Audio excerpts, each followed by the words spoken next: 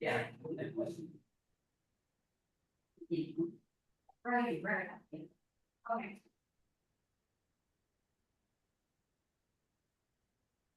Rachel, am I still there? Yes, you are. Good morning. Good morning. The live stream has started. Okay. Just so everyone's aware of that. Good morning. Good morning.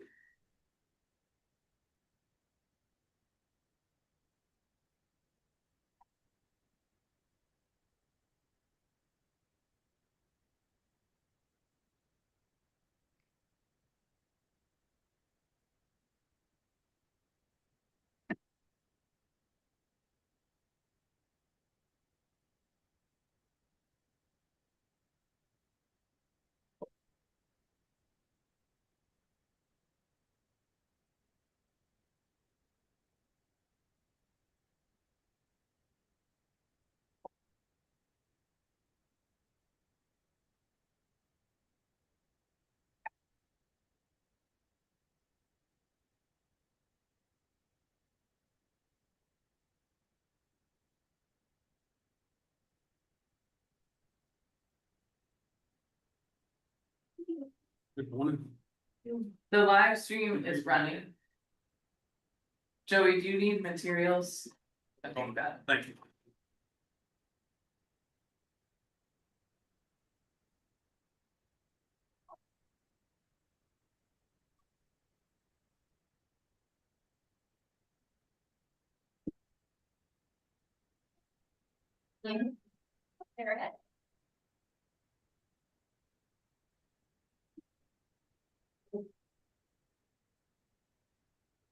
Hey.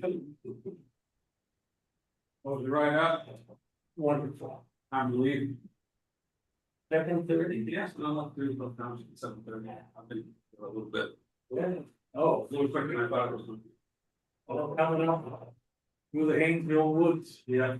Tell you what, I miss. I used to drive those roads so much. They decently made from the last lot, just smoothly so. Yeah.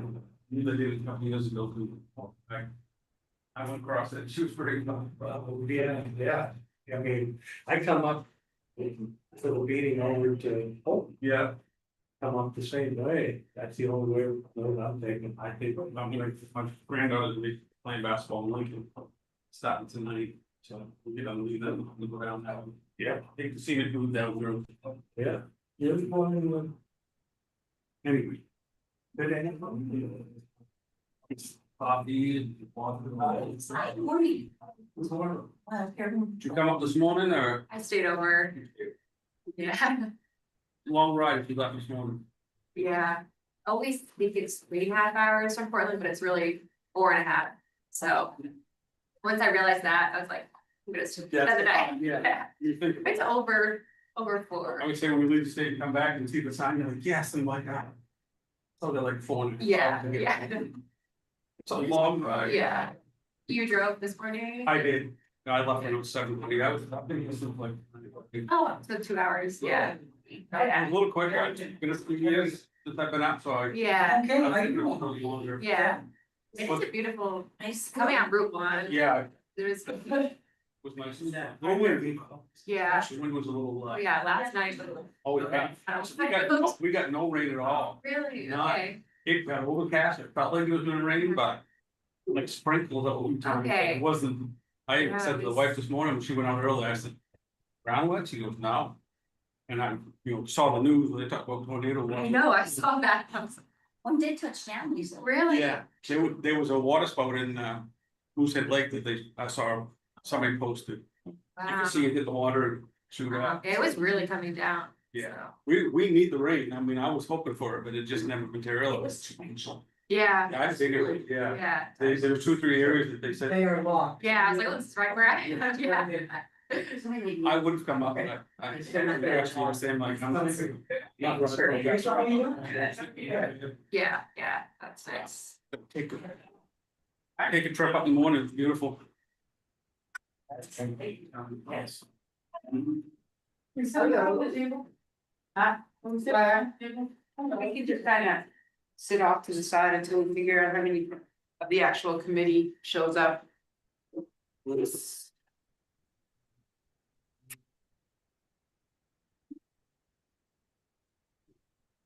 Turn off my ringer, it's quite loud. Rachel had the pleasure of hearing it. I heard it, I was in the bathroom, I thought it was mine, I'm reaching around. Nope, it's not my That, phone. that was definitely my problem, yes. So if you're not aware, we have a kitchen right here, the first door on the left is our kitchen, there's a coffee pot, coffee's all made, and the next 9 doors are the restaurants. Yeah, you're welcome. It's over there in my. It's in the kitchen. I do mind that. Yeah. Wife. I was right up, Miss Bill. Oh, it was great. It was just Smooth smooth. sailing, Yeah, very yeah. nice. Last night was exciting though with that Little, rain. sense of direction around. Tornado warnings. Yeah, Yeah. put it on her phone, she's never used Google. Yeah. And so I had to I run down lived in through. Yeah, yeah. Minnesota for 3 years and lots of tornado warnings. when you Fire academy. Put in your car, people would put their cars in the car washes to protect them. Yeah. And jump into the ditches. It was awesome, I loved it. Good morning. One of them songs is yeah, run around fire equipment, some of these fire. Good morning, sir. See you.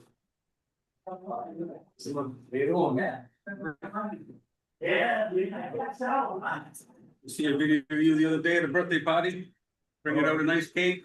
Oh, yeah, Cece's birthday, she just turned 15. That's crazy. I saw that, I'm like, this just doesn't seem possible. She started feeling when she was so young, and I'm like, He's, it just doesn't seem right. getting ready to start driving now, so. That's crazy.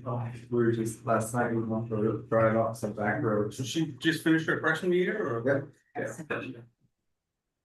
We have some posters available. Oh, this. In the kitchen, we have coffee, which is the first door on your left, and the other 2 are the restaurants. Do we have donuts? Something to start on your life.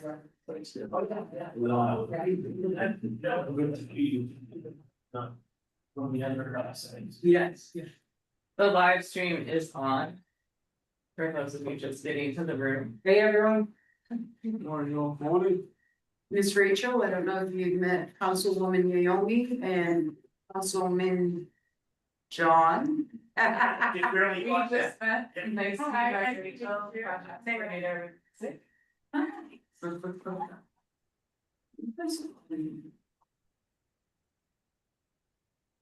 Munchies and walnuts.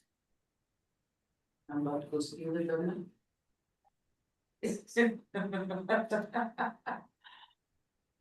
Was it Rachel that brought the extra goodies? Jill did. Jill, she's good. Jill, you're Rachel. Jill, yeah, Rachel. Get there. Get there. I can't remember your name. Yeah. I got to. Hey, boss. Sir? Oh, you? Yeah. I'm good. Yes. I heard you talking about rain hospital. Yeah. That's for media, so We didn't have this. You You got one place from a gas station, we thought, holy, felt like it. Yeah. Did. Oh, suffering. I know that berries have been. Oh, actually, I just heard about that yesterday. 24/7, they're great for weeks now, just having up the radio. Yes. Non-stop, trying to stay there. You have to decide that you want to your big. So go on, the one that just says McGold. Right. Yeah, good. Good to see you. How are you? You made the trip. Yes. I know. No, I'm glad that. Yes. That would be quite good. I told Joey, I thought it was 3.5 hours. Oh, yeah. My eyes were more. Jay, you're really nice try. 2.5 today. Yeah, you were 2.5, I know. Yeah. Well, good to see you. Yes, you're welcome. I'm just trying to record. No, it's all right. Correct.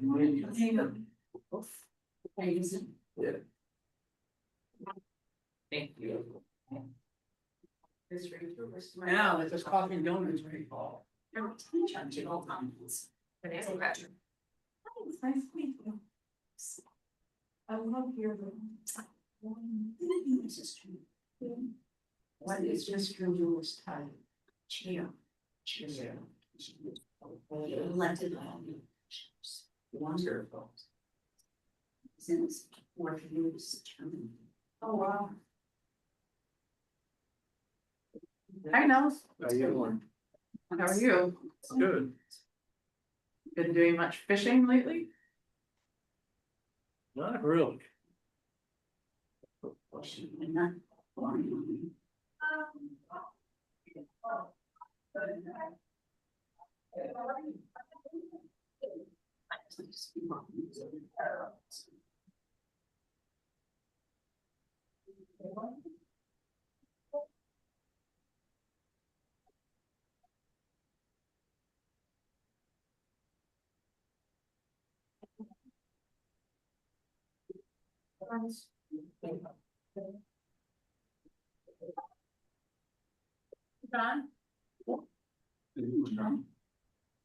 There's a live stream currently running in the room, just so you know.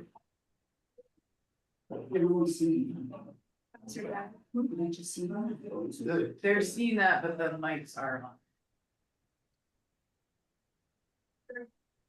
Hopefully everyone can still hear us really well online. A lot of potatoes and blue. How was your drive? Who's gonna come up? Yesterday. Who's this? I don't suppose you can turn up the volume anymore, can you? I. Not that I know of. You stay. I will check. So one right here, Yeah. Vice Chief Campbell took a picture of it, so.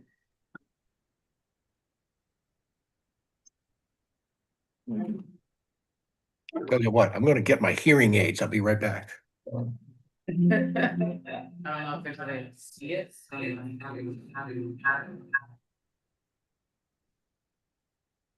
I think it's.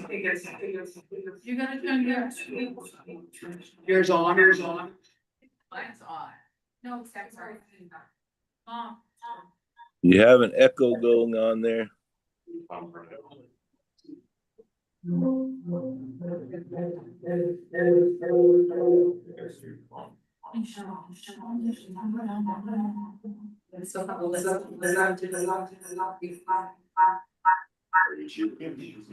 Yeah, I get it. For some reason, you have an echo.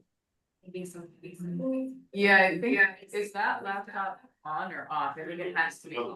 Yes, exactly, yeah. Yeah. Yeah. I was looking for you. It's from this Apple, so I think the laptop has to. Was your feet?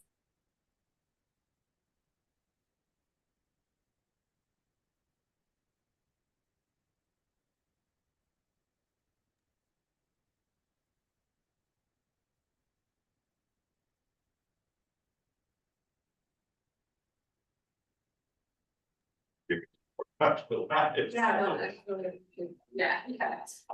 I know, I think I. I don't know where. Oh, maybe see, is yours on that? Amazing. Okay. I don't know what's reading. See, from the.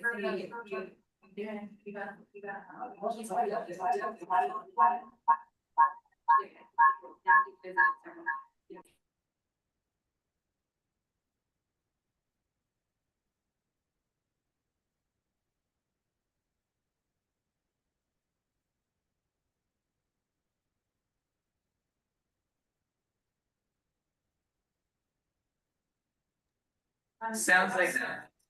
Still going. So you. Couple hearts. Great now.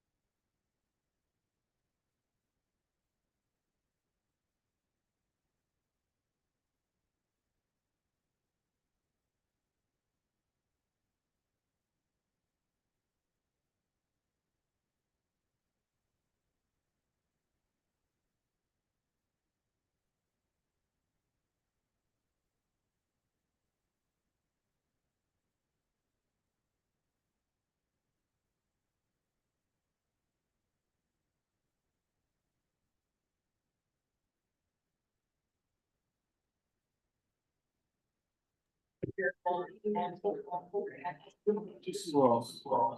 I mean, you can keep the laptop on mute, yeah. This is the only laptop that's on from what we understand. And there's a huge echo.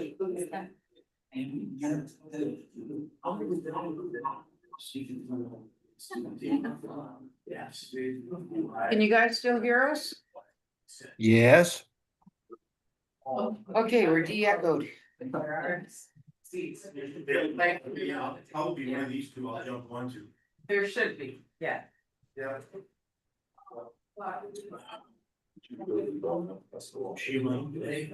Yeah, she's on a Zoom meeting. If you're gonna pop it out.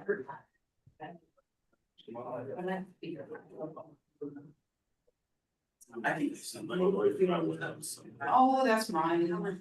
It fell right out of my. Yeah. I pulled out my phone and pulled that right out, did we, John? Yeah.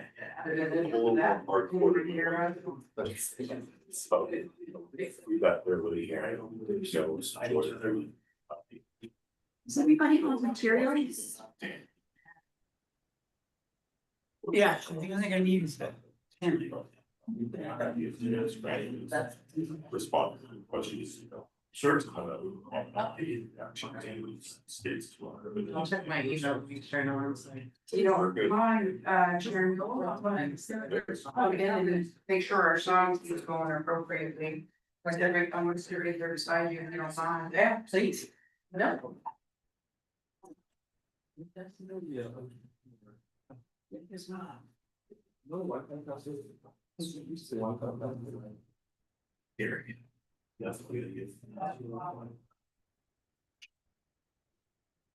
Yeah, maybe we could write down a line. Yeah, I'll write it down. Thanks. How's our time? 10:11. You have a close reference. I think, That we should use. I think they might be waiting to try to fix this. What's that? I think we might have to wait, to fix this new volume problem, because when, Oh, I thought they. or did it? They did resolve? that. There's no echo, they can hear us. Oh, great, they can hear us, okay, we're good then. The volume's better. The volume's better now. Great. Okay, I'm gonna stop sharing this.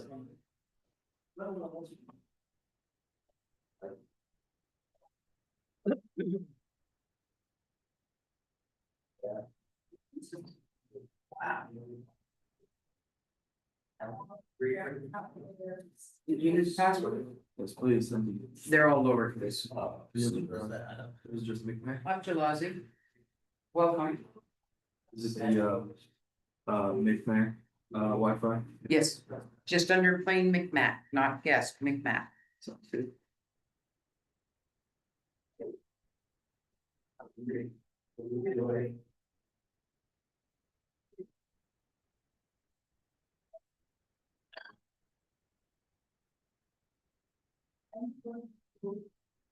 Are others coming?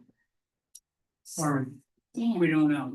Sam is on Zoom, I got a message from him that he was. Gonna be on Zoom. So I think we're just missing Rena. Sorry? I think we're just missing Rena in terms of the forum.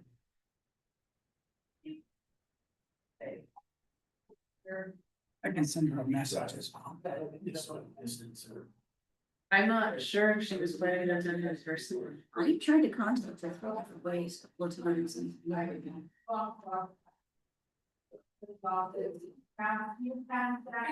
Are you doing this?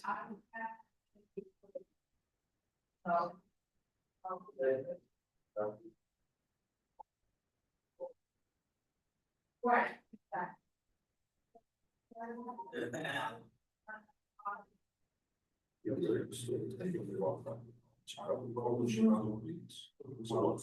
wait a couple minutes.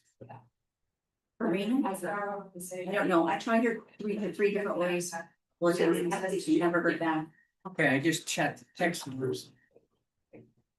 Let's see. Usually answer you.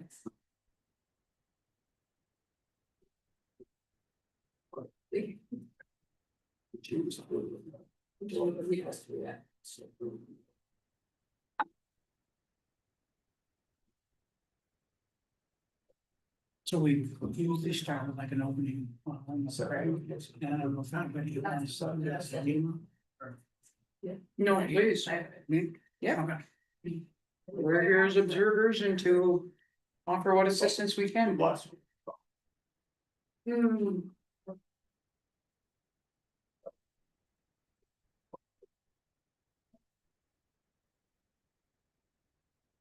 So you're waiting on one more recipient or one more member? Commissioner, thank you.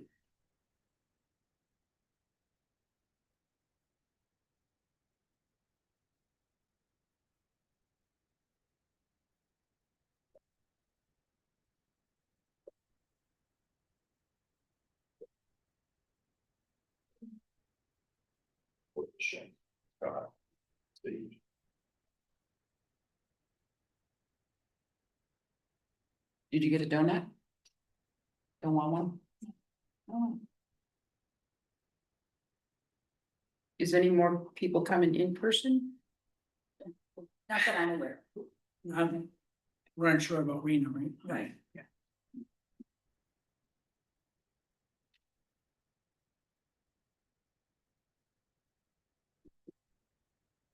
Not too much to vote on.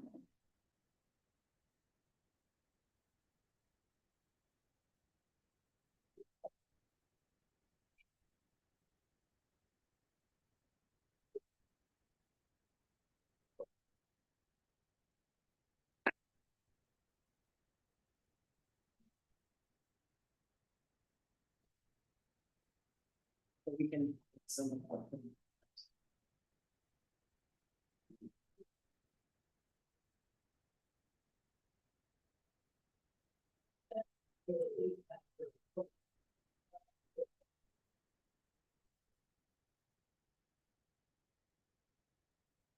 So how far do you have to drive? No, wait, I'm calling Rena. But there's no answer. I don't know how far it was. 2.5 hours, no, almost 3. Oh, wow. I left at 7.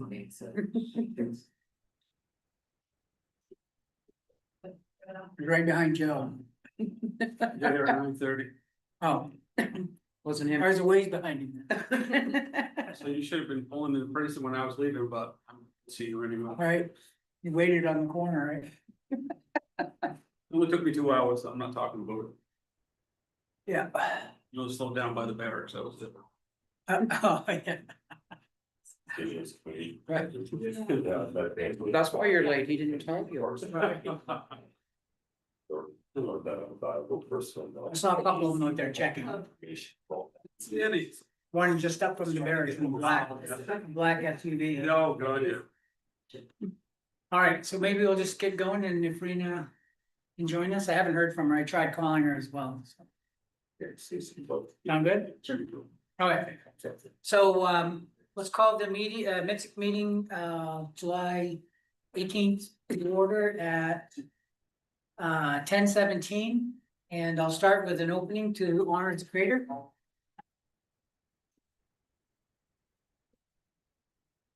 With permission from the vice chief. Of course.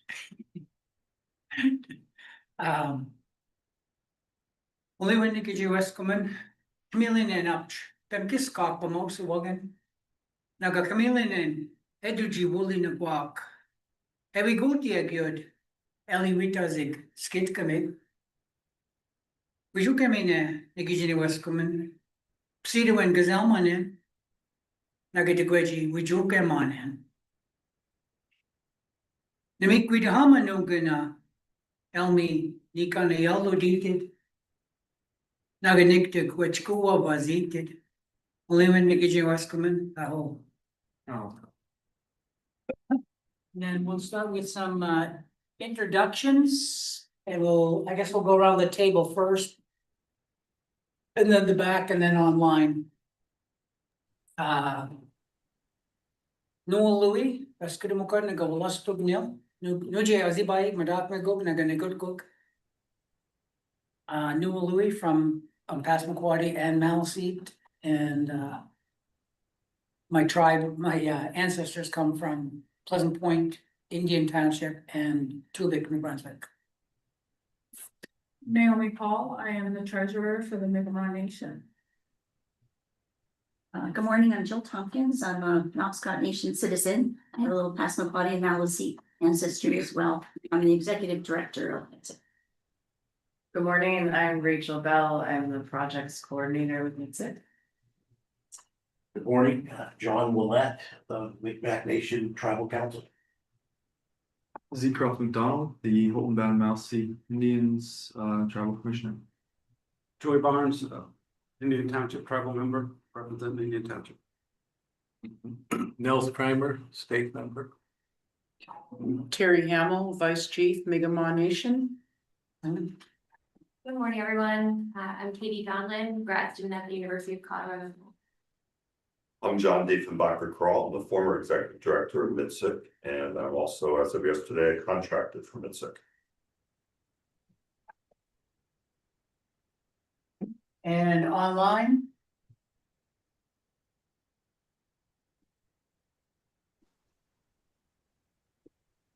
I guess I'll start. Hi, I'm Bert Polchis, Penobscot and Maliseet, but I represent a commissioner representing the Penobscot Nation, and I welcome everyone here, and I appreciate everyone who's present. Willie one. Lou and Bert. Darren Ranko, I'm also Penobscot Nation citizen, representing the Penobscot Nation, and good to spend some time with you all. Lou and Doctor.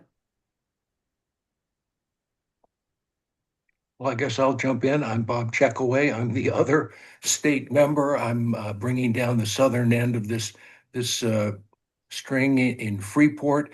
I regret that I'm medically unavailable to travel up here. I'm very, very sorry not to be able to see the community and meet some of the members of the Micmac Nation who are technically still observers with the MITSC, and someday we ought to have long-term discussions about whether we should join all the tribes together in one common entity. But nice to see you all today. Lou and Bob. And I'm Samson John. I'm Maliseet and the other Maliseet commissioner.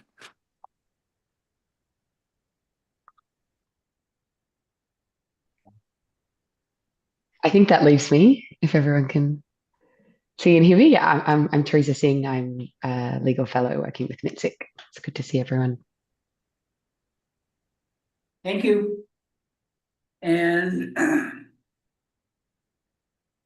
so that's introductions, opening introductions, and quorum declaration. We do not have quorum. So we will proceed without voting, I guess. And everyone's had a chance to review the agenda.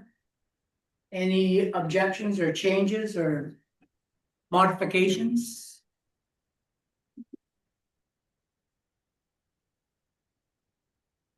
Jump right in. All good? Great. And then so the approval of the minutes, we do have those available as well. Unfortunately, we will not be able to approve them. But everyone had a chance to review those minutes. And if you did, any changes to those minutes from, was it June? I'll Yeah, June confess 6th. to a couple of typos as soon as fast. Okay, It was a enterprise between Rachel and her, so you will add an E to your last name on the first page. an E. To Louis. Oh, Opening. And I'll add the word minutes on the second page where paragraph number 3, motion to approve the April 18, 2025 should be minutes. And I just had a question about whether it was Bob, you had made a invitation to folks who might be interested in serving on the commission to reach out to you, and I thought you said Nels. Could it have been Newell? I think it was Newell. I think it was Newell. All I can say to that is nobody took me up on it. Okay. If it's new, I can change that. No, you don't remember being called out with that, do you? Oh, I'll maybe correct that. It would make more sense that I'd fingered Newell with that one. Okay. That's all I think we're gonna get to that in a minute. Yeah.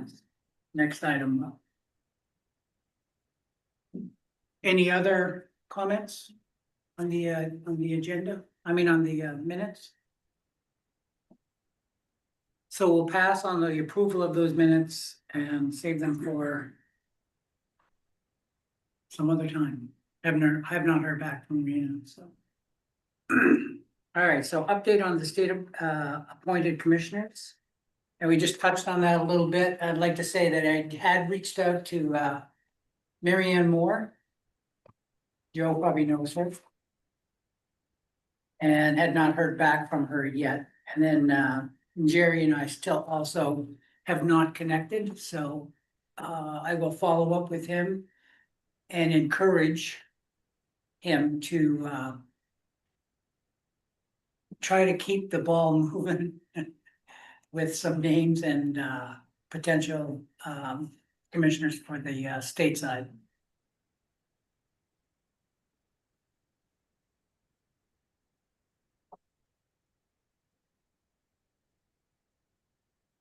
Any comments on that? Any questions? Newell? Yes. This is Bob Checkaway. Ed French at the Quaddy Tides seems to be as well informed about state tribal affairs as anybody outside this group I can think of.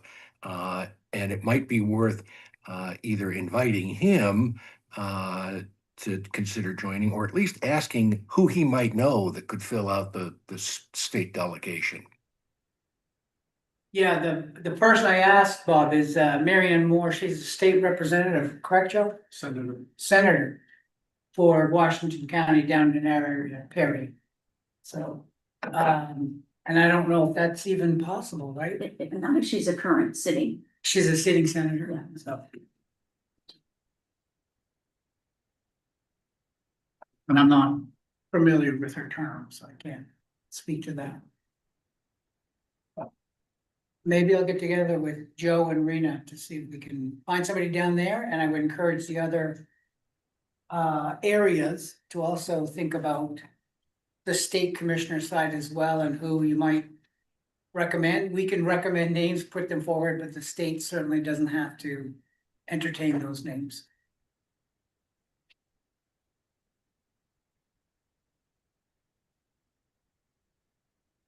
Thanks, Mr. C.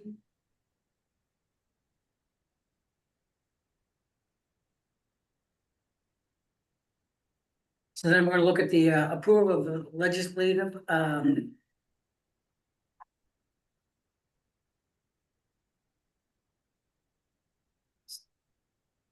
bylaws amendments. Page 5.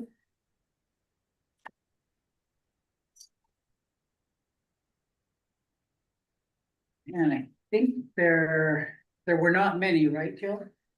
Just two, they kind of go together. Okay, you want to go over those, please? The commission talked about this in depth at their Augusta meeting and touched on it last time in Holton. And so what I thought would be helpful, well, what you all agreed would be helpful is to have some guidelines as to when MITSC should get involved in the legislative process. Typically that would be attending public hearings, providing testimony, either written or spoken. And so these were the guidelines that the commission had developed. Also says if there is to be testimony, who's going to submit that? Hopefully you've had a chance to read this. I did, I think most of these are definitely what the commission had suggested based on the minutes and reviewing that. But section H is the one I probably need you to really think about. Was I just thought we can't cover the universe, or maybe something that doesn't fit in these categories. And so perhaps it's good to have a more open-ended one.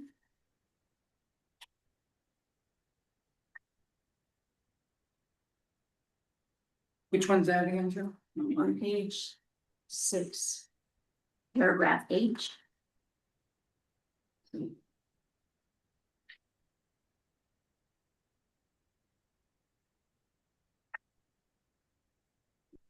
don't think you can vote on these anyway. No, we can't. Wait, Right. but I think you have to like. To sort of have a hearing, a public hearing before you can vote anyways. This is that. But if anybody had further discussion they wanted to entertain or insert today, that would be certainly acceptable. This also more formally establishes the legislative committee. And then sort of sets up the process by which the commission will make decisions about when to get involved. They want to do it early on, but not prior to cloture, which is when all the titles are in, and it kind of closes the door to new bills being submitted. And then the commission would meet and identify which bills meet the criteria that I think it's appropriate to get involved in. And then the chair would call a meeting. It could be a regular meeting, doesn't necessarily have to be a special or emergency meeting. So that the commission can basically decide which bills they want to participate on. And you do need to have a quorum in order for there to be a valid vote. And then once that sort of initial decision is made, we'd like to track these bills, we like want to be involved, and there'd be a legislative committee established. Maybe we can talk about that in a second. That would follow along with the bills because things move really fast, and sometimes bills can get amended in a way that you don't recognize them from the original bill, it could be wildly different. So that's good to have that sort of nimble, flexible subcommittee. So the subcommittee is monitoring all that, and then they would be empowered to make certain decisions, but they would have to immediately notify the commission of what that decision is, and then the commission can decide if they want more. It needs to have more formal action, and the chair could call a special or emergency meeting. I think that's the process that the commission's already been using. With that. Then with regard to testimony that the commission, yes. On that last, the legislative subcommittee is empowered to make decisions on matters that require quick responses or actions. I know we talked about this, and from at least my time on that subcommittee, this is not the way we've been acting. We tend not to do anything at all because it's so slow. Well, I just wonder if, I think I can see the necessity of it. I wonder if we should be more specific about which decisions we would be empowered to make. I don't think it's appropriate that we can speak on behalf of the entire committee in some regards and, saying MITSC approves of this bill when it's just, 5 of us on the subcommittee that does. Yeah, something like that. As long as it's in line with what the commission originally. As long as it's something along the lines of, maybe MITSC has already taken a stance on that bill, and then the legislative committee then decides whether or not what we'll do. I don't know. So I think it's worth talking about though. So Zeke, that's a legislative committee that's already in place, correct? Yeah, but more often than not, we're not doing much at all because of this problem, because things happen so fast in the legislature that we only meet bi-monthly or whenever we meet. And it just makes it can't keep up with the session. Right, so there's not enough time to introduce anything Yeah. at the appropriate time. The entire commission to do anything. So the subcommittee tends to just kind of, in the past, we just kind of kept everyone updated on what was happening, but didn't make decisions on our own. Bob's on the committee, please hands up. Yeah, Bob? thank you. I think when we've discussed this previously, maybe it was just my idea, but somebody had the idea that when we're kind of forced to act so quickly that it's just the commission, that we give the legislative committee, whatever we're dealing with, disclose to them that because of the constraints they put us under, this is just the view of the legislative committee, that we haven't had time to run it to the whole commission. So that at least they get some thought, but it's a reminder that if they really want a deliberative decision, they've got to give us a little more notice.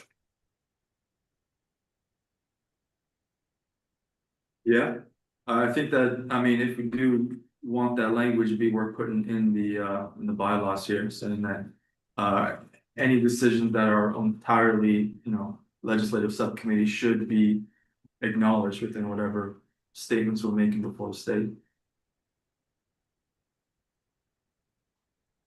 All right, so both you and Bob are on that subcommittee? Yeah, as well as Yeah, Darren. And can you tell me the relationship between MITSC and the subcommittee? A little bit. I think part of the reason why this is awesome to do is because we've been floating, we haven't really done much, because it's just standing in place. Because of this exact problem, we don't really have time to do much at all, other than keep everyone, informed on what's happening. Which hasn't really been happening either. So this subcommittee could do some work. When it started though, when it was originally decided we're gonna create this thing. When I was just starting out as a commissioner. It did a lot more, we did meet, but we never did make decisions. That stood on behalf of the entire commission. It was mostly just keeping everyone informed and bringing. Issues to the entire commission and having a space for people who are a little bit more interested, a little bit more opinionated to come together and meet and discuss. Outside of the commission? Yeah. So you would bring recommendations to MITSC? Even back when you first Yes, started? Yeah, okay. Can I just ask a clarifying question? Under D, under the legislative committee and procedure, what do you feel like is missing? In that description there, from what you're saying? That single sentence there, the legislative subcommittee is empowered to make decisions on matters that require quick responsive directions. I think that just requires a little bit more. Information. Okay. On what those decisions are and how we'll do that. Yeah. And I think what Bob suggested makes a lot of sense. It is a decision that is. Rushed one, out of necessity, and it's only been looked at by the subcommittee, then that we can still act, but we must make sure that the state understands that it has only been in the subcommittee, and if the. MITSC commission decision, then we'd have to take more time to make that happen.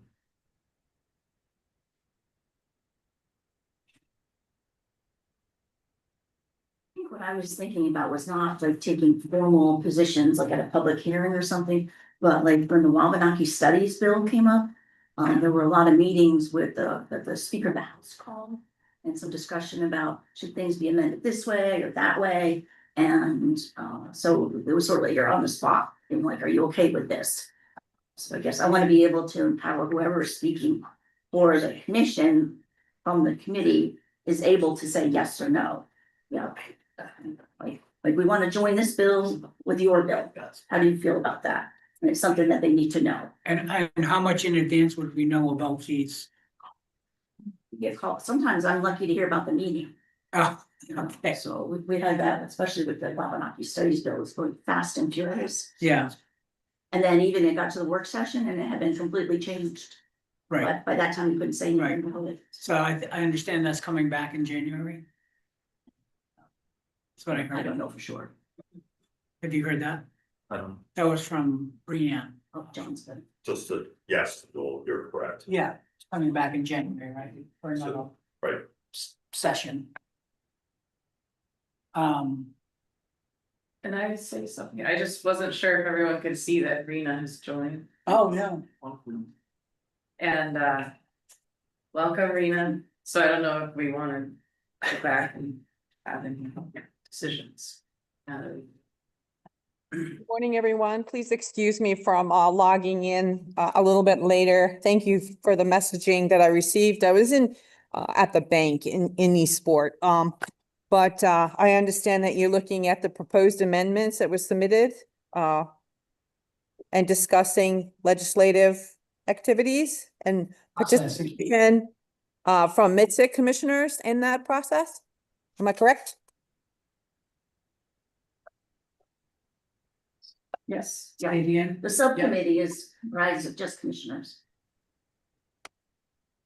You're discussing the bylaws or?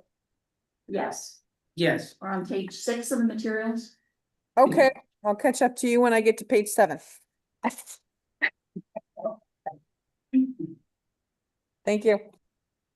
Thank you, Rena. Would it make you feel more comfortable if the subcommittee should only make quick decisions that are consistent with what the commission had previously set out as a whole? Something like that. Well, what is the time frame for the calling of a special meeting? Is that still like a 6 or 7 day delay? We're adding emergency meetings. There's another bylaw amendment that addresses the different kinds of meetings. An emergency meeting can be called, if you adopt this bylaw, in a time reasonably calculated to let the public attend. So Tomorrow. and it says we're supposed to notify the media, if we're gonna have this kind of a meeting, but that can happen very quickly. Yeah, To call that together. but 3 days. Well, and then the special meeting, you do have to have 7 days notice for that. Okay. But again, the subcommittee moves slow, and I think if we stepped in with updates from the committee, and then we could meet collectively within a short period of time and maybe come to some consensus on how we're gonna proceed. Is that last line of a more formal commission direction or approval, like say something that's dramatically changed from what the commission had decided on before, and then the committee would reach out to the chair and ask the chair to call either a special or an emergency meeting, depending on how much time is available. Bert has his hand. Sorry, Bert has. Hi. Bert? I just want to go off topic just for a quick second. I think with Rena coming on now, do we have quorum? Yes, we do, I think. Okay, so we should note that, and that way when we move on, we can, go ahead and take care of the things we need while we have quorum. Anyway, sorry, I didn't want to interrupt that, but I felt that was important. Thanks, Bert. So I can submit some amended language to you to look at for your next meeting. That'd be good. I do think that it requires some explanation there, some stipulations that should be there. I was also curious though, Darren, you've been on the committee as well. What do you think the appropriate powers for the subcommittee to have? Yeah, I've been trying to think about that. Like, I mean, I think, in practice, right, what we've done in terms of the quick turnaround has been, based on previous statements and positions by the MITSC, that's when we're quickest, right? Because then the committee can say like, oh, we've already commented on that. Here's some testimony that sort of articulates our already stated position. So I think that's probably in practice, something to articulate. Like, it's hard for someone. I'm just giving you what we practice. Like, I don't think, from what I've heard, the rest of the commission, given the voting around tribal state, I don't know if what level of empowerment this subcommittee would be given. I think like, would we be the ones to do a quick turnaround and create a position, with, I think that's harder to understand. But I would say that some authority to respond to legislation where the commission or has already taken a position on things, like, and to draw up testimony from the director, I think makes sense. I'm not sure if that fully answered your question. I was trying to hedge. I was trying to be political, with you, but You're doing a good job. So. I mean, if I had my druthers, like, there should be some process for a very quick response. I think us being a deliberative body should not be in the way of us participating in very crucial discussions in the legislature. You know, I think that makes zero sense. So we have to find a way.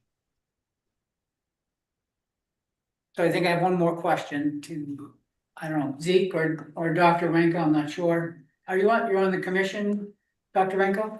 I mean, on the subcommittee? Yes, I am. Yeah. So right now, what do you envision as your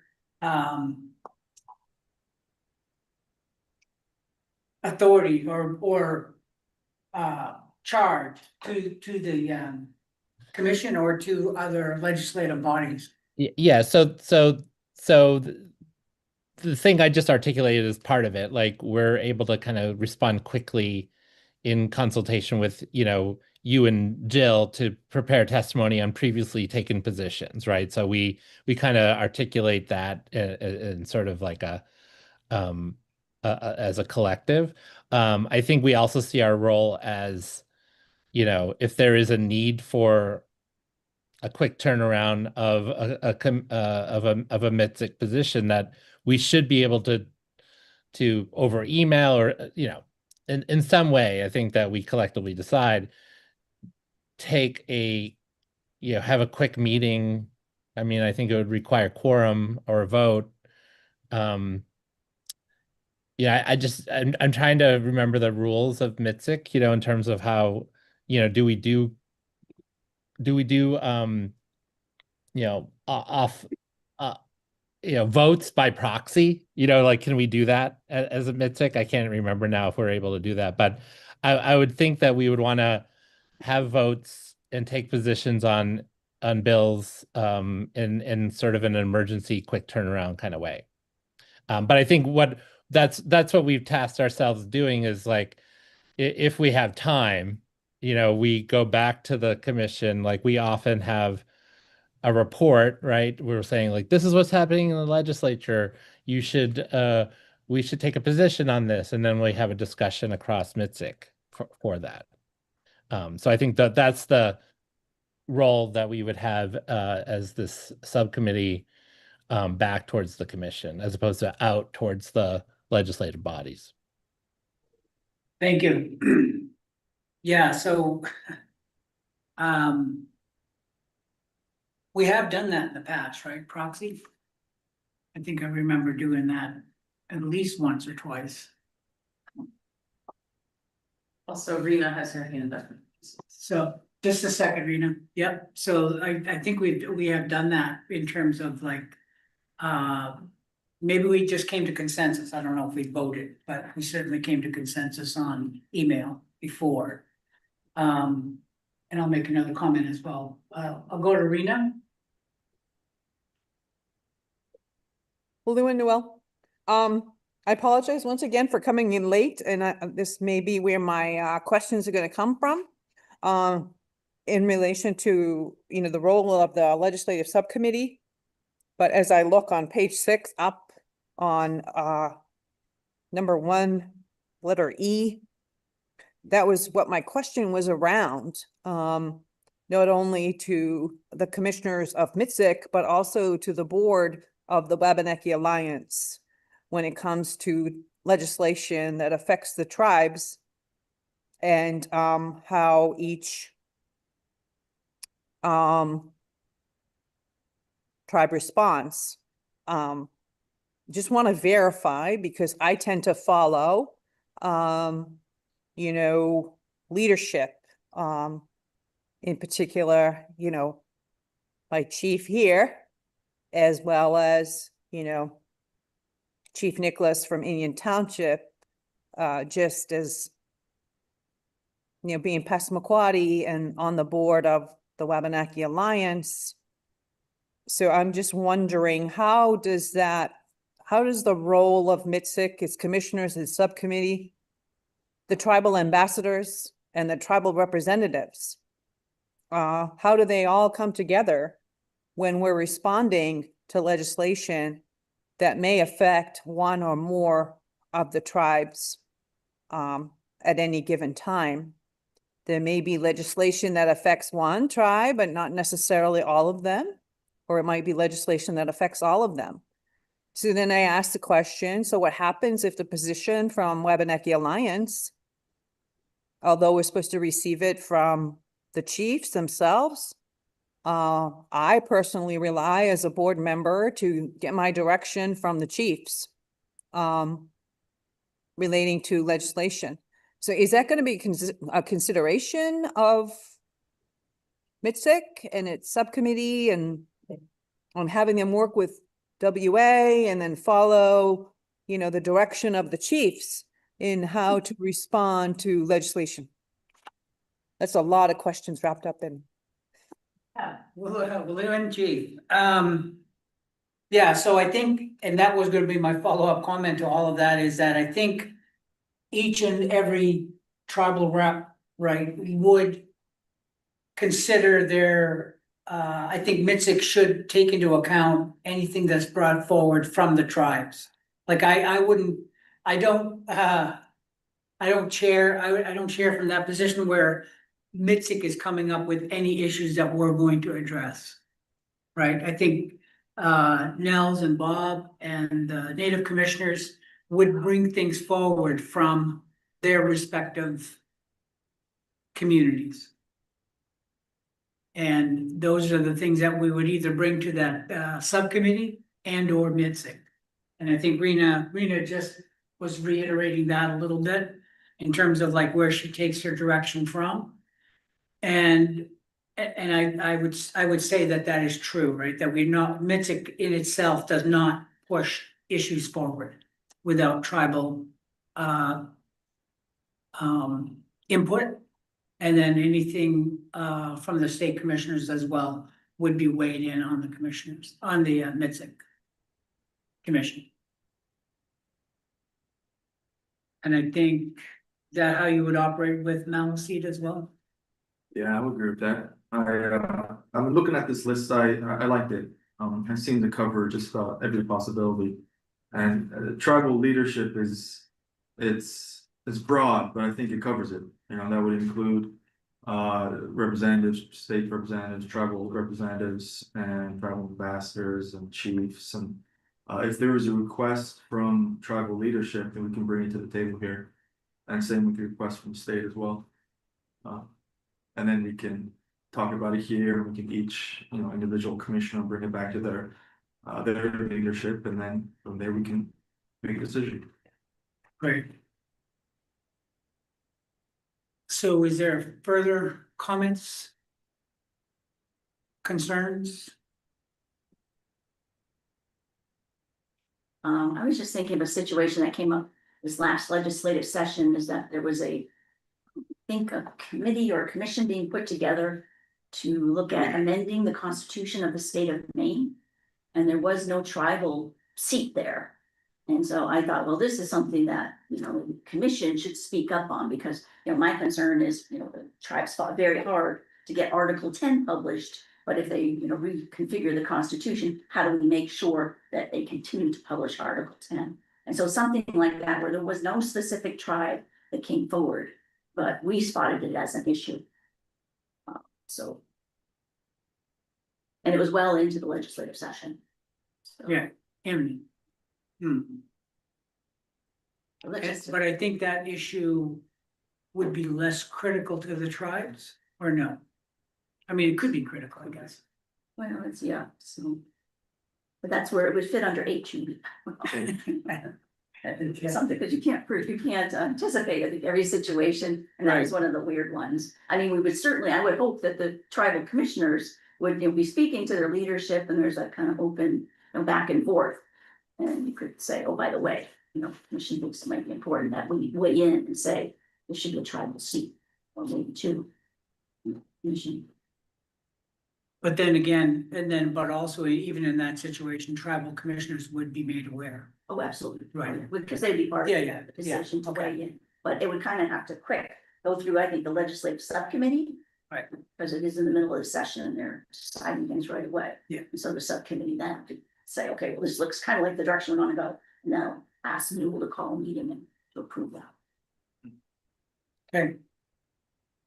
But I guess I just need a clarification on, so I think would it help with paragraph 2D to add language that the subcommittee is empowered to make a decision that is consistent with a prior stated commission decision or position. And then, if it should arise, I have to tweak the language here, that they should inform. And I think it would be rare that they would be speaking directly to the subcommittee, but if it arises, that they should inform the legislator or the legislative committee that they're speaking only as the subcommittee. And there hasn't been a commission formal action yet. So I'm just, worried about the possibilities. I think this is one of the biggest things MITSC does, is when the state asks for an opinion on a specific bill, MITSC comes in and we share our stance. And if that stance hasn't been agreed upon by every single sitting commissioner at the time, then it loses a lot of its impact. So if a decision was made by a past commission, but not a current commission, that loses its impact. If the current commissioner, if the current state commissioner, for instance, says, hey, I never saw this, it only went through the subcommittee. I wasn't part of the decision years ago that established the precedent. It takes a lot of the bite out of the whole point of MITSC in that space, in my opinion. So I see that as a possible downside to empowering the subcommittee to just, greenlight anything that's been greenlit in the past.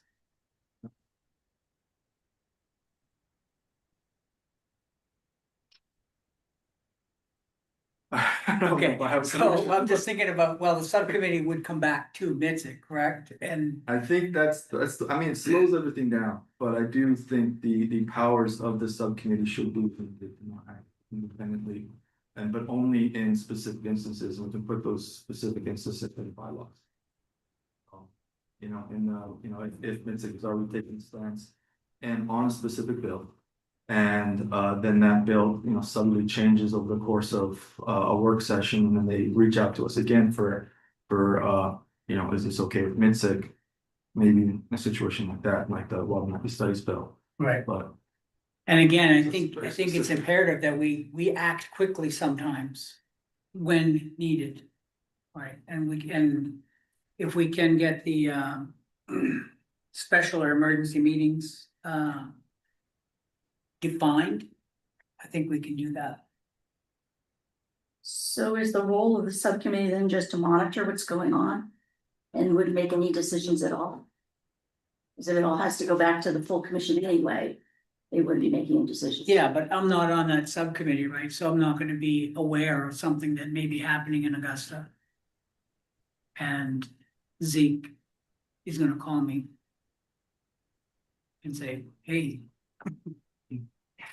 yeah, I think all this entire question, really, there's a lot here. And, I think it should be more than just, the single sentence or the single little thing. We really need to actually have some rules about the subcommittee, in my opinion. To answer Jill's question, I do think of that subcommittee as like, we're monitoring, we're like going to communicate with the rest of MITSC. I think it is more, we're not taking we haven't asserted a lot of authority in speaking on behalf of MITSC in the past.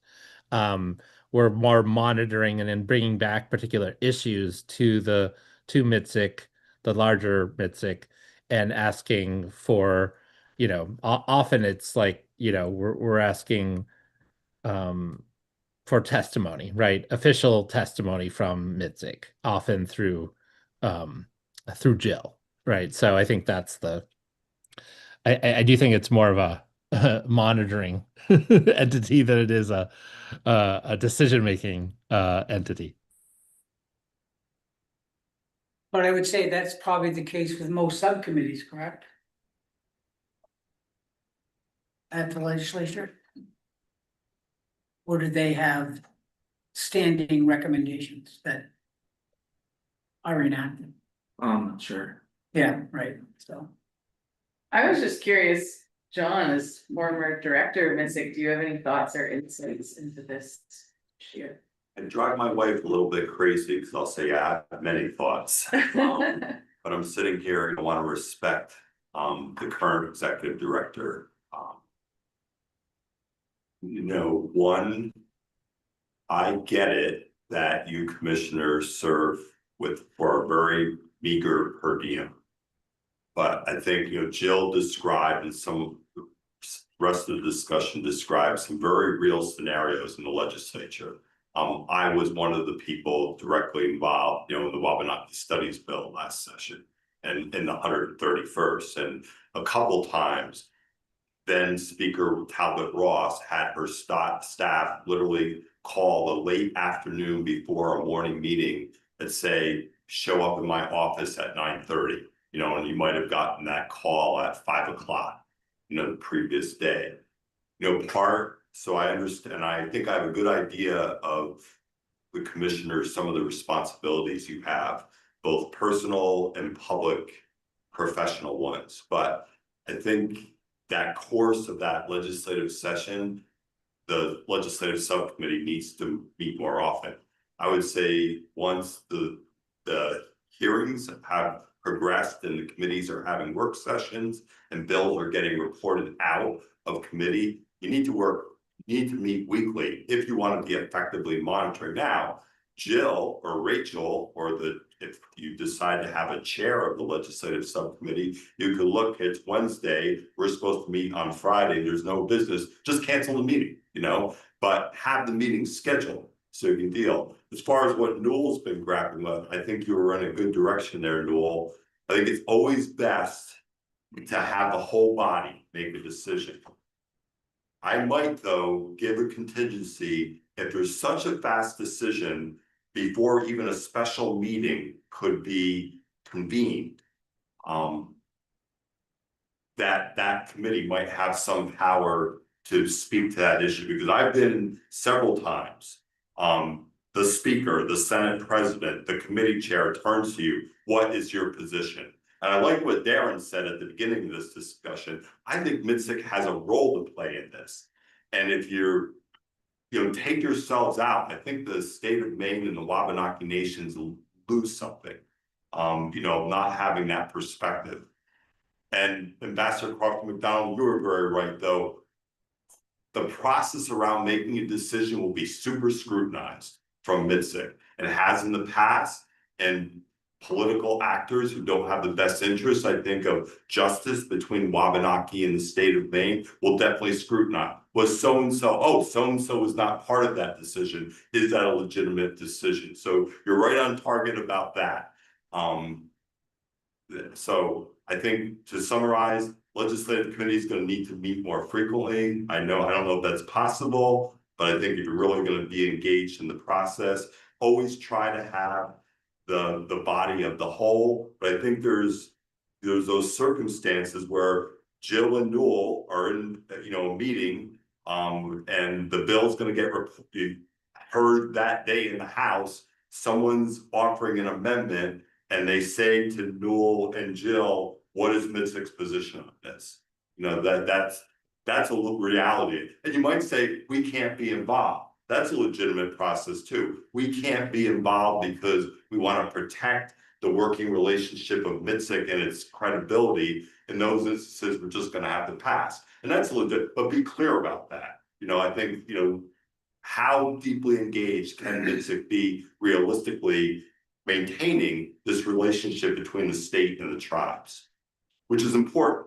I want to I'll go back, and I know what a historian Ambassador Crawford McDonald is, but I always am reminded of the comments made that perhaps even the greatest accomplishment of the Settlement Act negotiations wasn't the agreement itself. And I think a lot of us in this room would have a lot of critiques of that agreement and the provisions, but it was the process. It was coming together. Because let's face it, the state of Maine at the time literally looked at the Wabanaki as wards of the state of Maine. Not a very equal relationship, but for that process, there came to be much greater respect for each other. And so I think that's one thing, that working relationship is very important between the tribes and the state.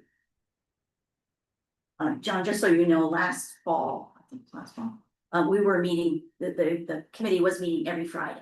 So during the session, so that was very. I heard Ambassador Crawford McDonald say bi-monthly. That's Oh, I meant the full commission. But yeah, I absolutely agree. Our subcommittee should be meeting, at least once a week. A standing time for all of us to meet during the session. I mean, it makes no sense. And then if that meeting's not needed, you can. Yeah. Certainly cancel it. I do like what you said about. If it comes down to it, that, is there a chair at the subcommittee or no? Just, Could there be? that could be helpful. That could be helpful, so that way if it came down to it and we have to respond, the chair and Jill and I could get together and just say. Maybe come up with something, I don't know. You might as well just go back to the subcommittee if you're gonna. Pardon? You might as well just go back to the subcommittee. If it needs that kind of input. On the weekly, you mean?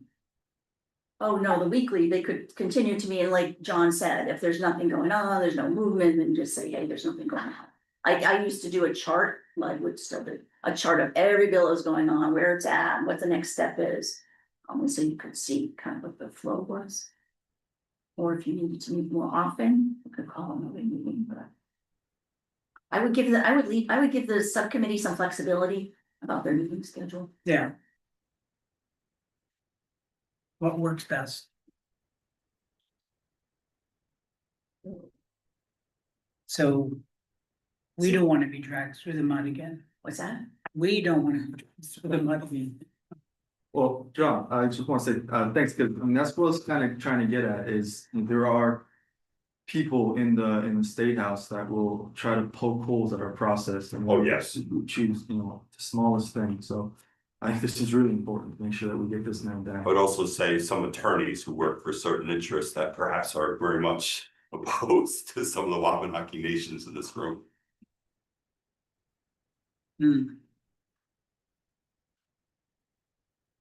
How about the committee's empowered to make recommendations on decisions? On matters that require. Where are you reading? I'm at 2D. Okay. I've been addressed. Zeke's concern.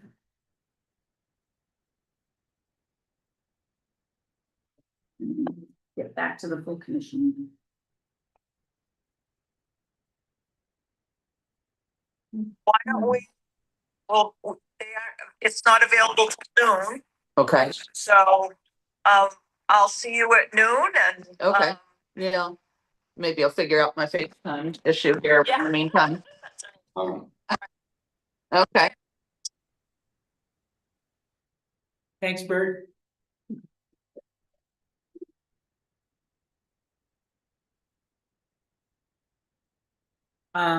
So do we have amendments to make then to this update? The commission. That's up to the commission. Oh, Decide what they I want. thought you had just mentioned a little bit ago. Yeah, I'm just not sure how to phrase that. I don't know if Zeke wants to provide some language. I'm not sure either. I think this is definitely worth talking about more. Okay. The legislative subcommittee can meet and provide recommendations to the full commission. Is definitely something I would approve of, at least part of what their duties are. I also think that there can be some kind of relationship between the subcommittee and the we had an executive committee at one point too, right? Which was the or leadership, and kind of coming together for those immediate decisions. But those immediate decisions should be limited and defined. Yeah. Whatever that's. So you're not comfortable with the language in there about the. Yeah, language right Empowering. now is just, it's too broad. The language right now is too broad, in my opinion.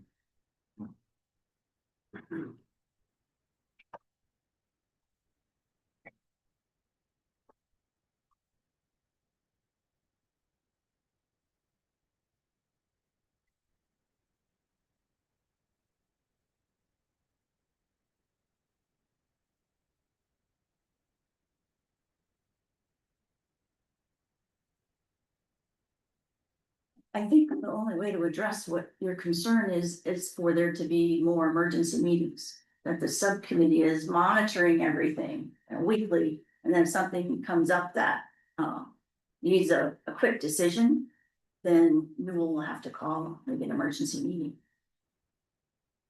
And it can be virtual, so we've got those rules. And so that would clean that up, I guess. So subcommittees not making any decisions, but they're flagging things. And are we determining what is special or emergency? That we'll get to that. Okay, great. Unfortunately, with the quorum issue, it's gonna be difficult to have a successful emergency meeting. If it's not on the calendar, it's as difficult as it is.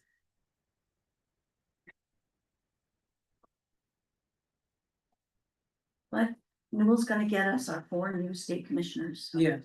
It's difficult. That's just kind of how it is, so we'll see something. But that is good, I think that's a good point. So I can. Monitoring.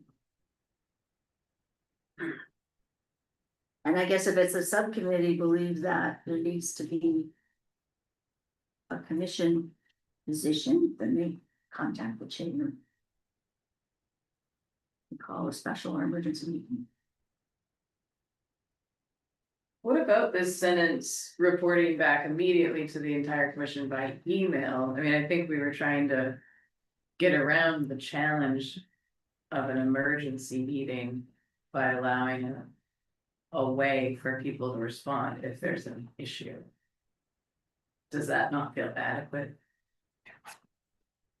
Because we run into that same kind of question about, I forget how it was phrased, but the rules of calling a meeting and voting by proxy, was it? So, you know, just if everyone assents by email, is that enough? That seems like it's not enough. I don't think that Yeah. freedom of access law would pass muster. But it doesn't, you know, you don't need a whole lot of notice to call an emergency meeting, it's just the quorum would be the problem. When people are open to evening meetings, then maybe they could more options for times to meet. Is an emergency meeting, it's still 7 days, No, do we want to look at that now? Yeah, so, and just define what it, you know, is it special or is it emergency? It's the next page, 27, it's subsection G, all of meetings. And so, so this is new language about regular meetings. The commission shall meet no less than quarterly, these are the regular meetings. And the dates and times that the members set, and then special meetings, this is an existing provision. That's in the bylaws, and then the new section would be these emergency meetings. And then I did this in line with the Title I, which I believe is the freedom of access law. So this language here complies with that, so just give notice, and it can be by email, but then we're also going to have to notify the media. I'm not sure which media that is, it's not like you sit in one place, but maybe John will help us develop those relationships that say, we're having, the commission's calling an emergency meeting, and we've got a contact at the BDN or Quaddy Tides, something like that, John. Just, I would have an existing list, Jill, that you or Rachel could just, you know, one mass email, get out, but then also think what their inbox is like, just like your inbox. So then you often do need to follow up phone call or text. But I would make that as streamlined and as automatic as possible. So I think. So it can happen quickly. I mean, the question is getting your form. So,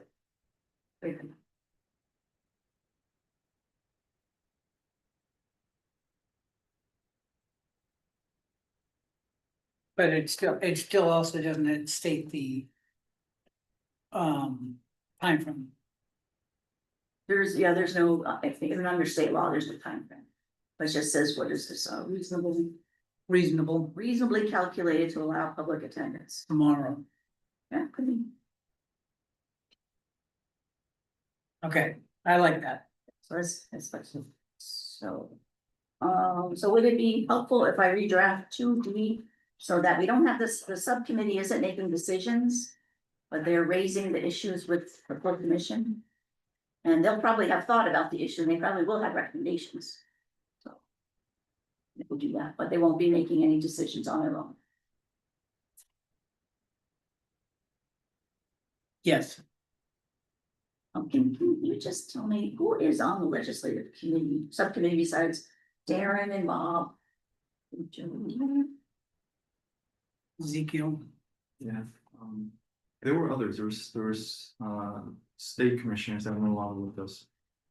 Was Richard Rosen? Richard, I believe was, I mean, there were others as well, I'm blanking on the names now.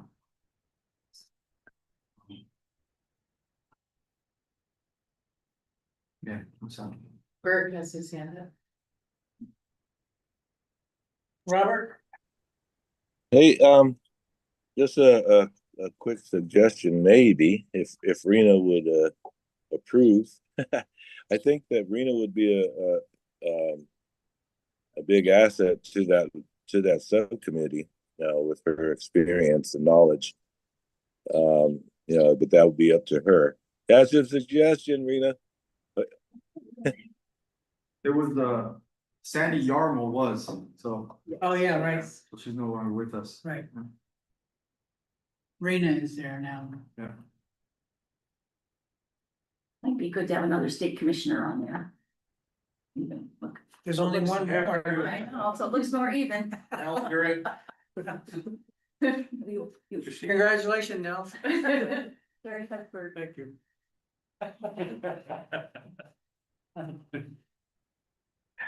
Well, let's ask Rena. What do you think, Rena? She said yes. Oh, she did? No. Willie One Burt, I think was that reassigned to Nell? No, Nema? including now. Oh, that includes Nell. Yeah, sure. Well, so there you go. You have the list. Darren, Bob, Zeke, Mills, and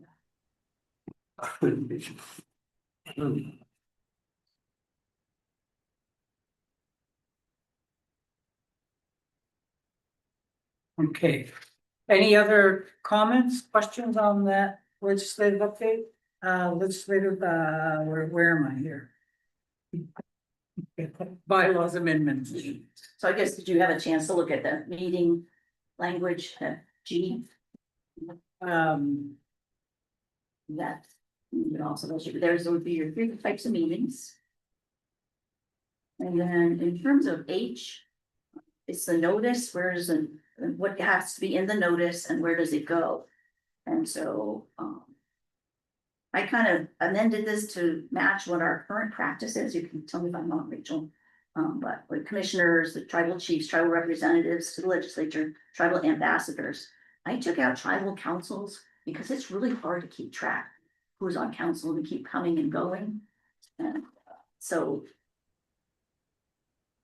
That was my question, in this section, Jill. I noticed that the councils were, lined out, but it mentions tribal ambassadors, but would that also include, the tribal, oh, there it is, tribal representatives and tribal ambassadors.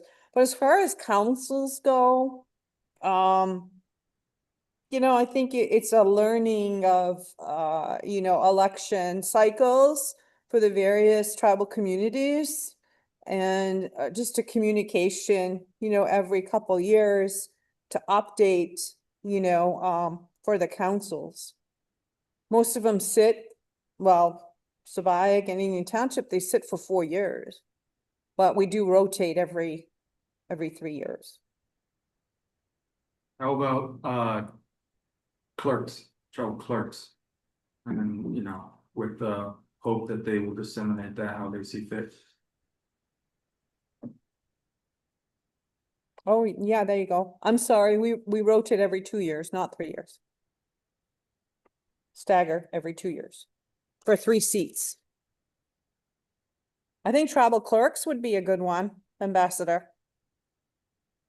We also send out a meeting notice to government officials. which government? State government, sorry, the state government. Do you have a list? It's, it's the governor, it's the. Senate leader, yes, minority leaders, House of Representatives.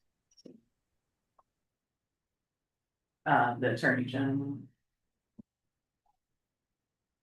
I can get you the exact Yeah, list. I guess my one concern would be is that if you say all these people have to be notified, if we miss somebody, does that put your meeting in jeopardy? You can communicate. Well, I think if we had the list of right tribal chiefs, clerks and representatives and other government agencies. Well, but you have to be very specific about who needs to get noticed. So you'd be adding tribal clerks, I guess, adding tribal councils, governors. No, not councils. No. Yeah, currently it's chiefs, vice chiefs, and then some of the tribal clerks, but I don't know for sure that. That list is 100% up to date, the clerks. But currently notices are going up, and the ambassadors and representatives. Yeah, I agree with the ambassador on making the suggestion of the tribal clerks. If information was forwarded to the tribal clerks, then the request could be made to forward to the council. You know, most often here, the tribal clerk is going to verify that with the chief, and then it gets disseminated to the council. Right. So we can just make sure we have that list of tribal clerks is updated and correct. So not tribal councils. Right. That's harder to keep track of.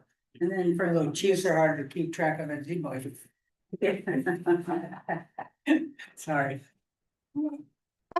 Leo, well, Leo. You do? So, and then we're starting state commissioners, governor's office with the governor. She's getting the notices every time we hold a meeting, she's on the email list. The president of the So is Senate, Jerry. speaker of the house. Mhm. You said minority leader? Mhm. Said- Well, in both House. houses you want, Pardon? in both houses you want the Right, yeah. minority leaders. I was getting there. And then attorney general. I think that's the.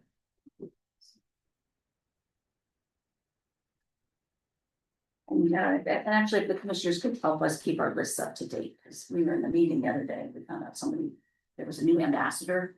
And I hadn't heard that before, just came up in passing. So I'm just asking that the commissioners would let us know there's a change. Yeah, we have a new ambassador. If you do, yeah. Oh, Yeah, someone had suggested that there's a new ambassador. for A new MITSC. representative. A new representative. Yeah. Okay, Which is something I should have informed you. Yeah. okay, Brian Reynolds. right.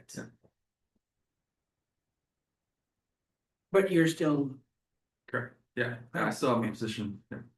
Okay, great. Let me just raise it, well, we don't have any representatives on the commission right now. No, I mean, there are only two. That's Dan and Brian.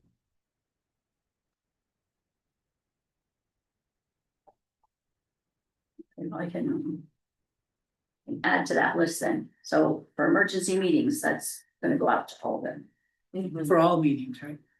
Well, yes, yeah. yeah, it'll be the same as. Yeah, just clarify. Thanks. And then we also have a FYI to people who have expressed interest in its activities group email that goes out for each meeting too, but that's not legally. It's on our page, it's on our webpage and it's on the legislative.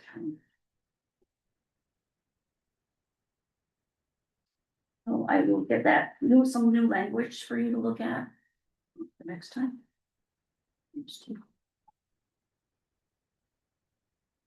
Okay, Do you want to go back to the minutes and get, any more or not on that? on number 5?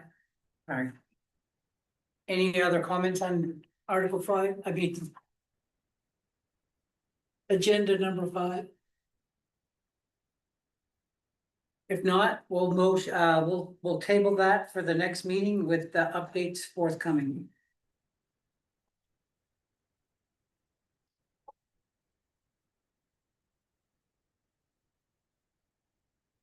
And now we're gonna loop back to agenda item number 3. Approval of the minutes from the June 6th meeting that took place at the Open Band of Mouse Needs.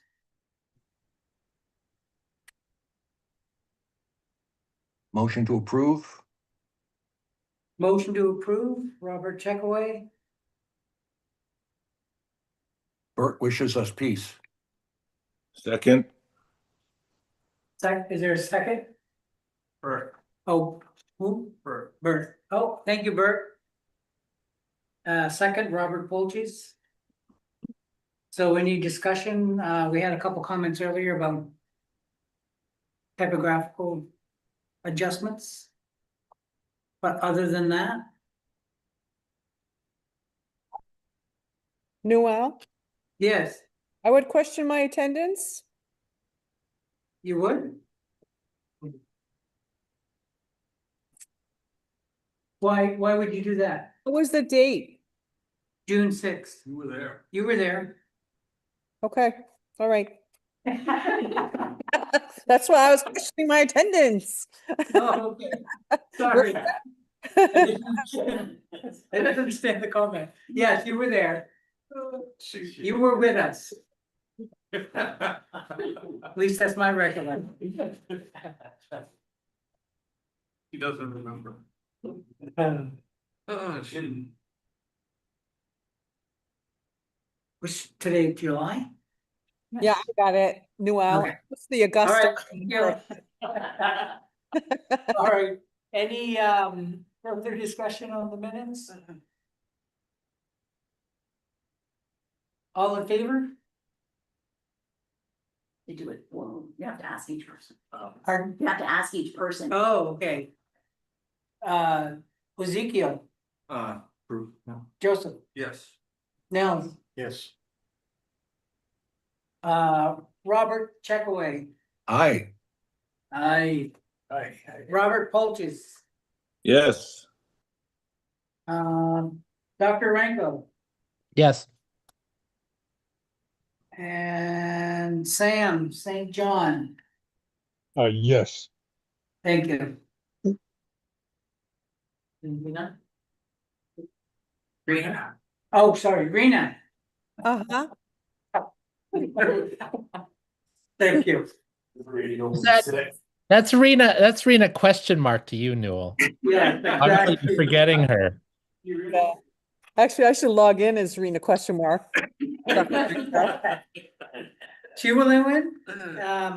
We're gonna move on to agenda item number 6, update on the MITSC archiving project and Freedom of Access Act training. Jill. So I guess let's just talk about the archives. I think you're familiar with that agreement. It was approved at your last meeting, I Yep. believe. And it was finally signed. Yep. And it was finalized June 6th, so that's all in place. So we had a storage locker in Orono where there's already, I want to say at least 45 boxes of records that are at the archives.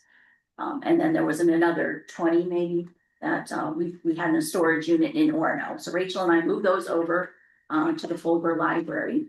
We closed the storage locker. We then met with the archive staff. They came up from Augusta. There's 3 of them. July 16th. And one of the things that struck us is that these boxes haven't been culled through. So there are some things that are not necessarily retention worthy. So we're working with the archive staff to develop what are called retention schedules. It says, what kinds of things have to be kept for how long. And so those would be put into place, and they kind of follow they follow the state law, but also kind of what their internal process is. But the one thing we did learn from talking to the archivists is that they, once it's in there, they don't want to take it out. So it could be, an old envelope, and they're like, oh no, we don't shred anything.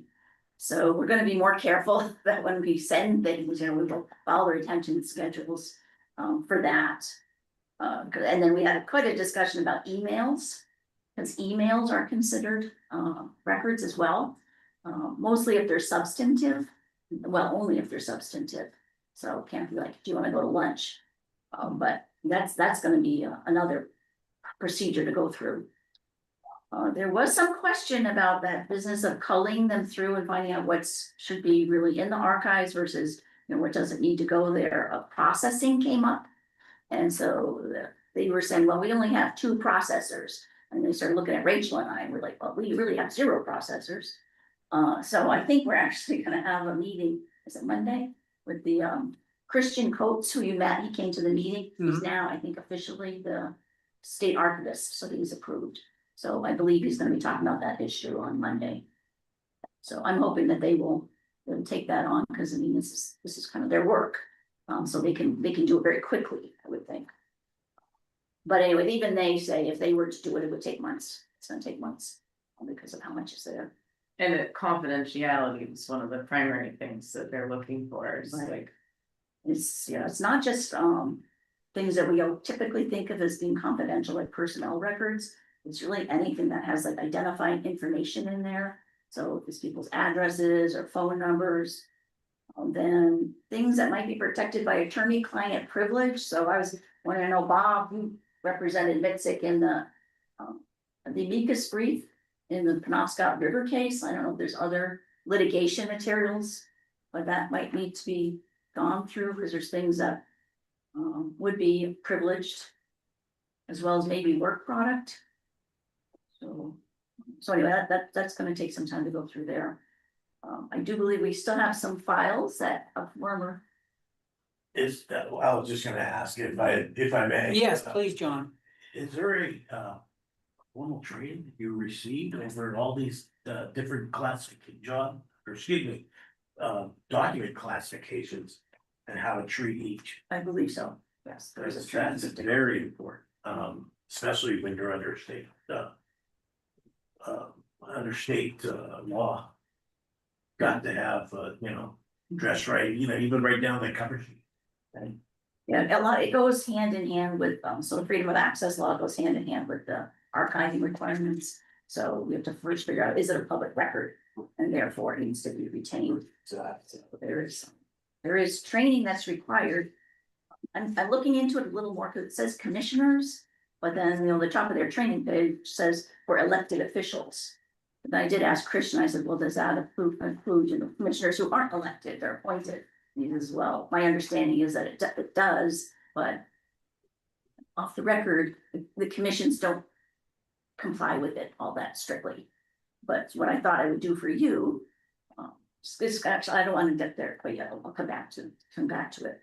So we need to go through all of these files, and so I guess my recommendation too is if you have MITSC files for some reason. That should be archived because it meets the definition of a public record. Then you should give them to Rachel and I to deal with, I guess. And Jamie, a former executive director, still has some files. They her personal files. Yeah, so she said she had some personal files, but she said she talked with you and you were gonna call her about discussion about what she has. No, well, no, we didn't have that discussion. No. Yeah, I mean, I maybe I would be helpful if I could give her a list of what has to come back to the commission. Yeah. So, yeah, that's her own personal records.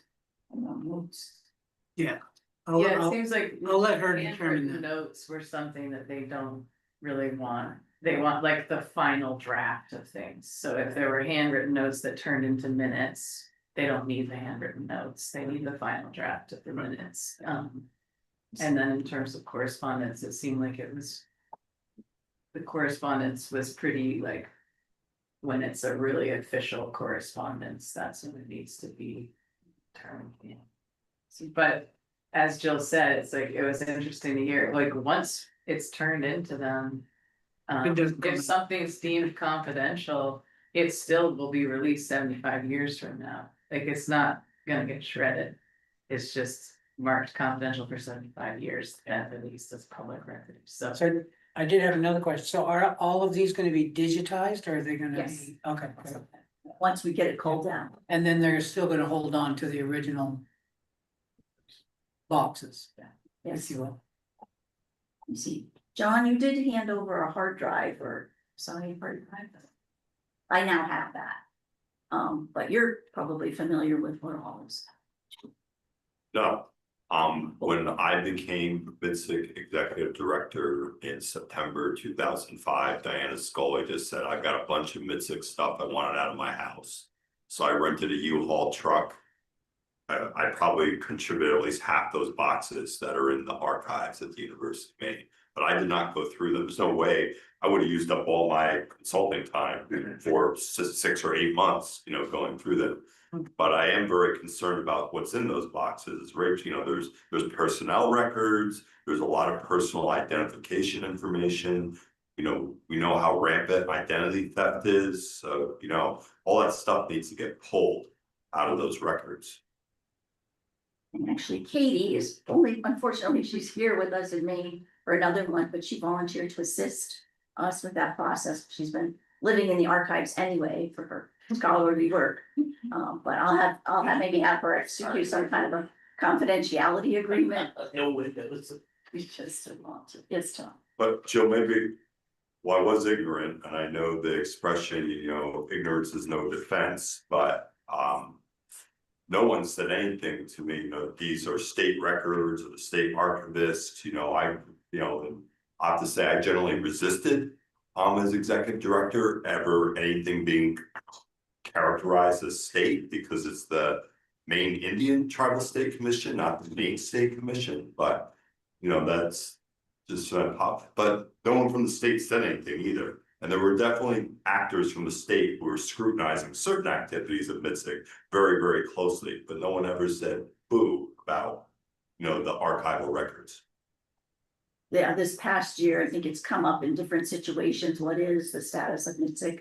And like it came up around the benefits bill, but this particular issue came up when Professor Micah Pauling's students came to the archives and said they needed to do some research. And MITSC had said, no, they're confidential, you can't see them, you can't look at them. And then the director at the Folger Library, Greg Curtis, I think, said, why do we even have these records?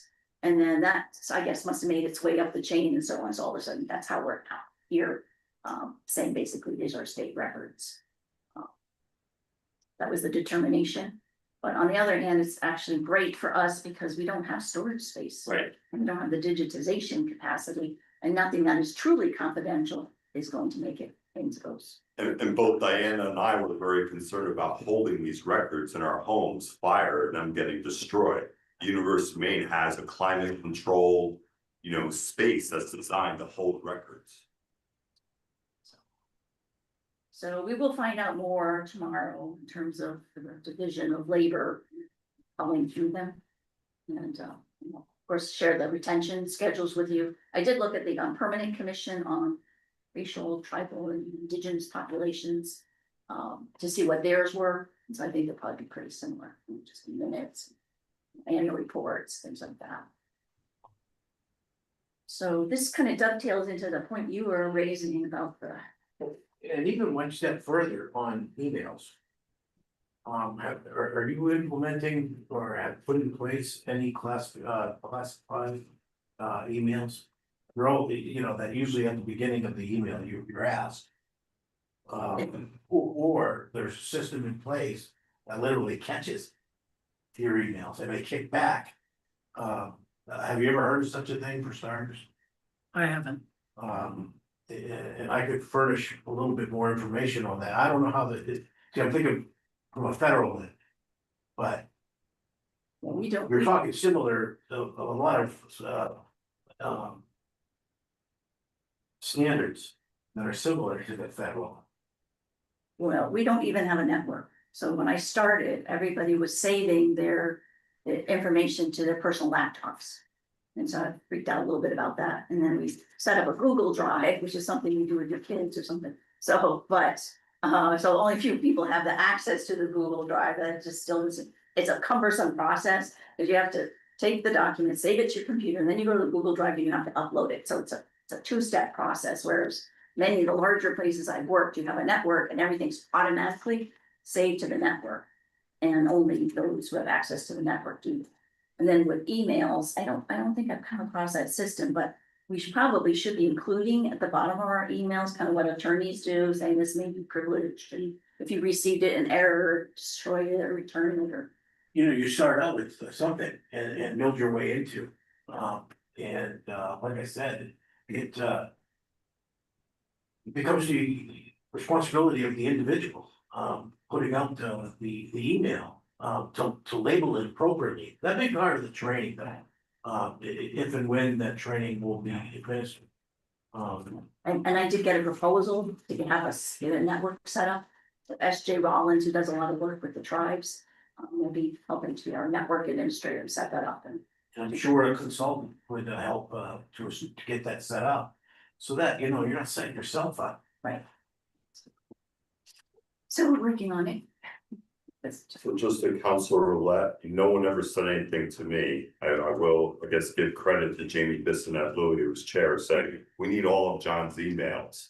So Rafi helped me in just one big dump. I would say 97% of them are not what you want saved, you know, received letter or whatever, you know, it's just not substantive. But I also like what you said, right up front, at the time the email is created, or that's the time to classify them and make sure they're archived, then get rid of all this garbage that's just taking up hard drive space. Yeah, it kind of even saves time. Sure, and yet keeps things in check, especially to the destination. And, you know, doing it right, both physically and, you know, every which way you do it, right down to archiving on your archive room. So, yeah, there are lots of training to come. for sure. Yeah, that's a big, yeah. It's a big challenge, you have to say. So, and then I guess the other thing is, so there is this training that says elected officials, but it also includes commissioners. It has to be, it says less than 2 hours. You're supposed to have completed this within 120 days after you officially took your oath of office. But they said the way you can satisfy that is going through the frequently asked questions on the website. So I provided that for you.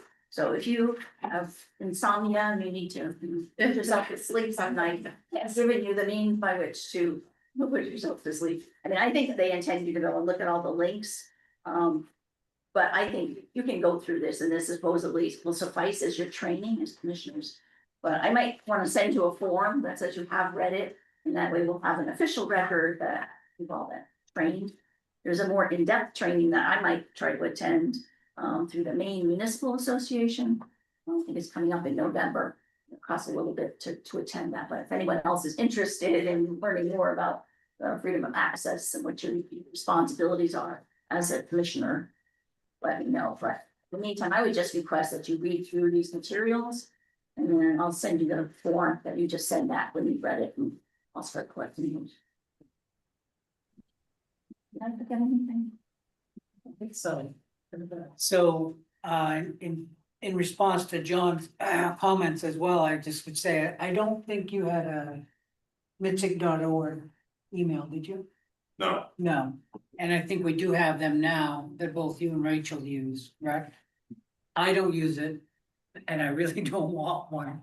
I have other email addresses. So it's like you have to look at, I have to go look at 3 or 4 different places if I want to find our information. But maybe it is incumbent that happens, right? That maybe we start to use MITSC business under MITSC.org. Get everybody an email address. Sorry, Teresa, because Teresa's our extern. And so I was trying to figure out if she could continue to use her Columbia email address, which I think she can have for the rest of her life. Or she should have a separate MITSC email. Sounds like she needs a MITSC. I mean, we got the process in place. I don't think it's that difficult to set up an email. So I'll get on there. Yeah. Yeah, we just have to get consistent too, because like you're Arbel and it's a word, but I'm just Jill and it's a daughter. Sorry. So we need to get a consistent format too, because I'm Jill at MITSC.org, but Rachel is Arbel at MITSC.org. I had to be a rebel. And if I was to join, I would want Newell.Louis.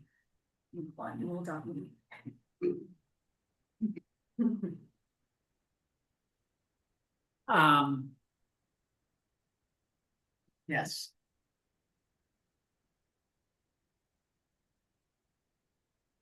That's all. So we're gonna get some more information then. Yes, we'll get you updated as to Okay. how that's going. I just asked you to do your training. And I'll send you a form.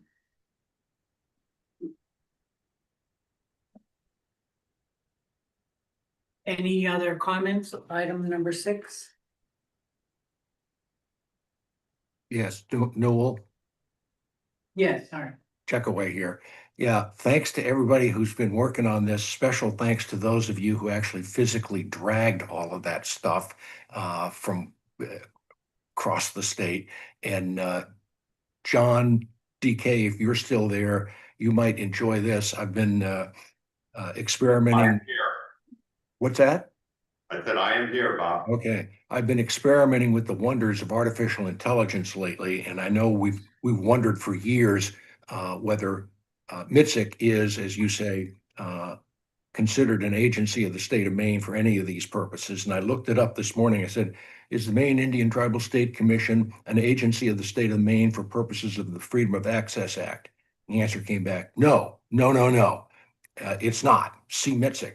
And then there's a little box you can say, dive further. And I click that and dive further. It says, oh, yes, it is. Yes, it is. So there you go. They can put the lawyers out of business. It's a perfect topic though for lawyers. One of the things when I went to law school, I found so annoying was that, you know, you used to, what is the answer to this question? It's either 5 or blue, but in law school is it depends was the answer. And that's kind of how it is with MITSC. It's like depending on the situation is whether or not we fit under a particular state law or. Depends on who you ask, yeah. We'll Thank do you, our Bob. best.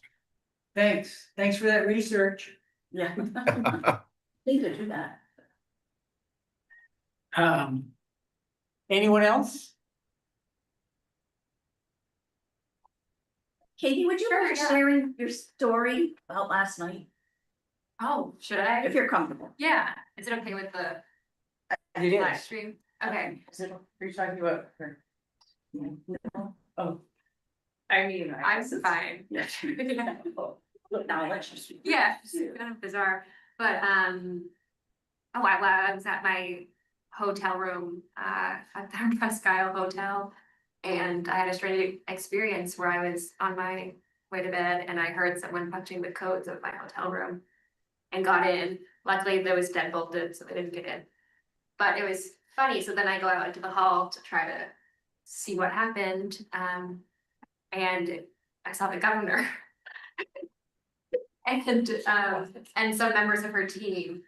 So it turns out the hotel was having like a system failure and we're giving codes and rooms to the wrong people, but it was funny that the governor kind of almost walked in on my room, so, yeah, and she was in the same hotel, so yeah, just a funny. And then I was wondering why she was here and if she was coming today, but Yeah. in my frazzled state, I didn't have the chance to talk to her. No, I could tell it was her, but I was a little uncertain, you know, just because it was so bizarre, but then I talked to the front desk and they mentioned the governor's party, so it was. Right. Her. Anyways, So- at first I thought you were gonna talk about, or ask me to talk about the archive. It's a better story. I need to talk about the archives. I just thought that was great, because I thought, oh, maybe she's coming here. Small world of Maine is. Yes, it is, so. Potato Blossom Festival is going on, so I thought that could be Mhm. potentially why she's here. We missed the race, I think. Oh, did you know? Oh, no, we haven't. What day is this? Friday, that's tomorrow. What's that? 5 mile race in Port Fairfield. Oh. Through the potato fields. Yes. Oh, cool. The name on Might be like a mashed potato wrestling. Yes, mashed potato wrestling as well. You're right. Can you just explain to me what the special thing is about new potatoes? They're advertised everywhere. It's They just came out of the ground. Yeah. They taste better. Do they taste better? They're good for certain recipes. Oh, really? really good. No, they're this year's growth. You get a bag of them. Yeah. I'm Yeah, gonna I pick up was gonna some. do the same. They aren't cheap, but they're awesome. A little bit. They're not as dirty either. I'll steam them up. Skin's not as tough. That's Right, exactly. The fields are beautiful though. People are great names. Speaking of potato, are we ready for lunch or do we have more? Yeah, There's food here. Okay. Before lunch, I'd like to, if you don't Oh, mind. please. Earlier, Chief McCormack snuck into your meeting. And I wanted to introduce her to the committee. Right. Yes, Chief McCormack. Nice to meet you. And we do have we have kitchen in the food. Food in the kitchen, it's not much, it's some sandwiches, cookies. Yep. Soda and stuff, Great. so please, if you're ready. Well, I think are we good with the Yeah. item 6? Okay, Take a break. so we'll break for lunch. Thank you. And good to meet you. Yes, Newell Louis, Chair of the State Commission, We met before. Tribal Commission. Yes, we met before. Yeah.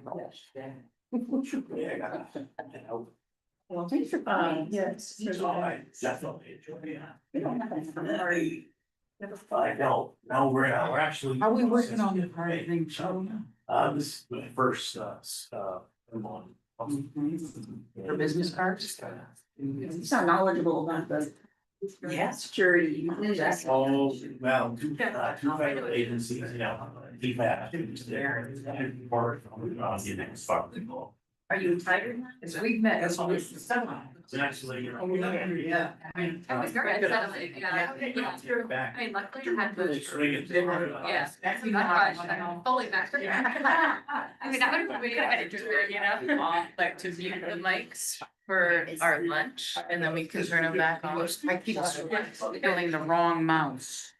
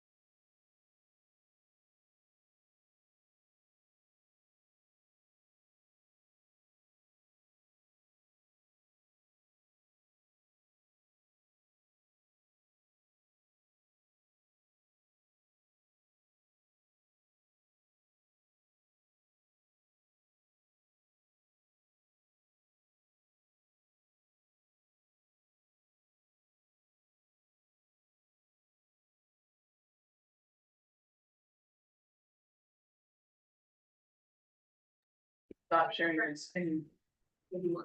Just need to make sure Bob's got. Yeah, and then we can test to make sure that, you know.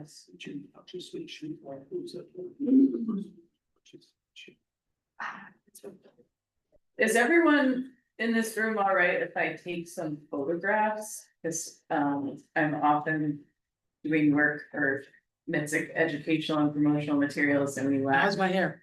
photographs. How's his? I'm okay, Rachel. Okay. Thank you.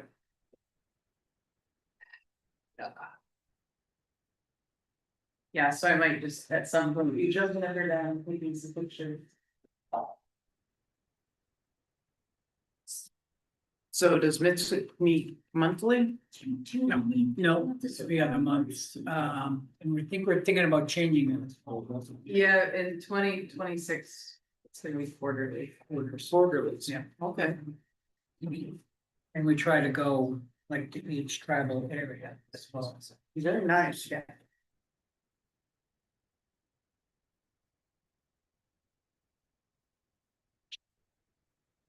Camera came out, no. Camera came out. It follows you around. This one does, yeah. Yeah. I was talking about the other one over there. You all set, Jill? So. Rachel's the. She's gonna be taking pictures. So. Can everyone hear us? Can anyone hear us? Okay. Oh, good. All right, so we'll pick up, item 7. MITSC Fishing Regulation Summit. At the Mitchell Center. Who's covering that? You and Bob? Bob will have that. Mr. Checkaway, are you there?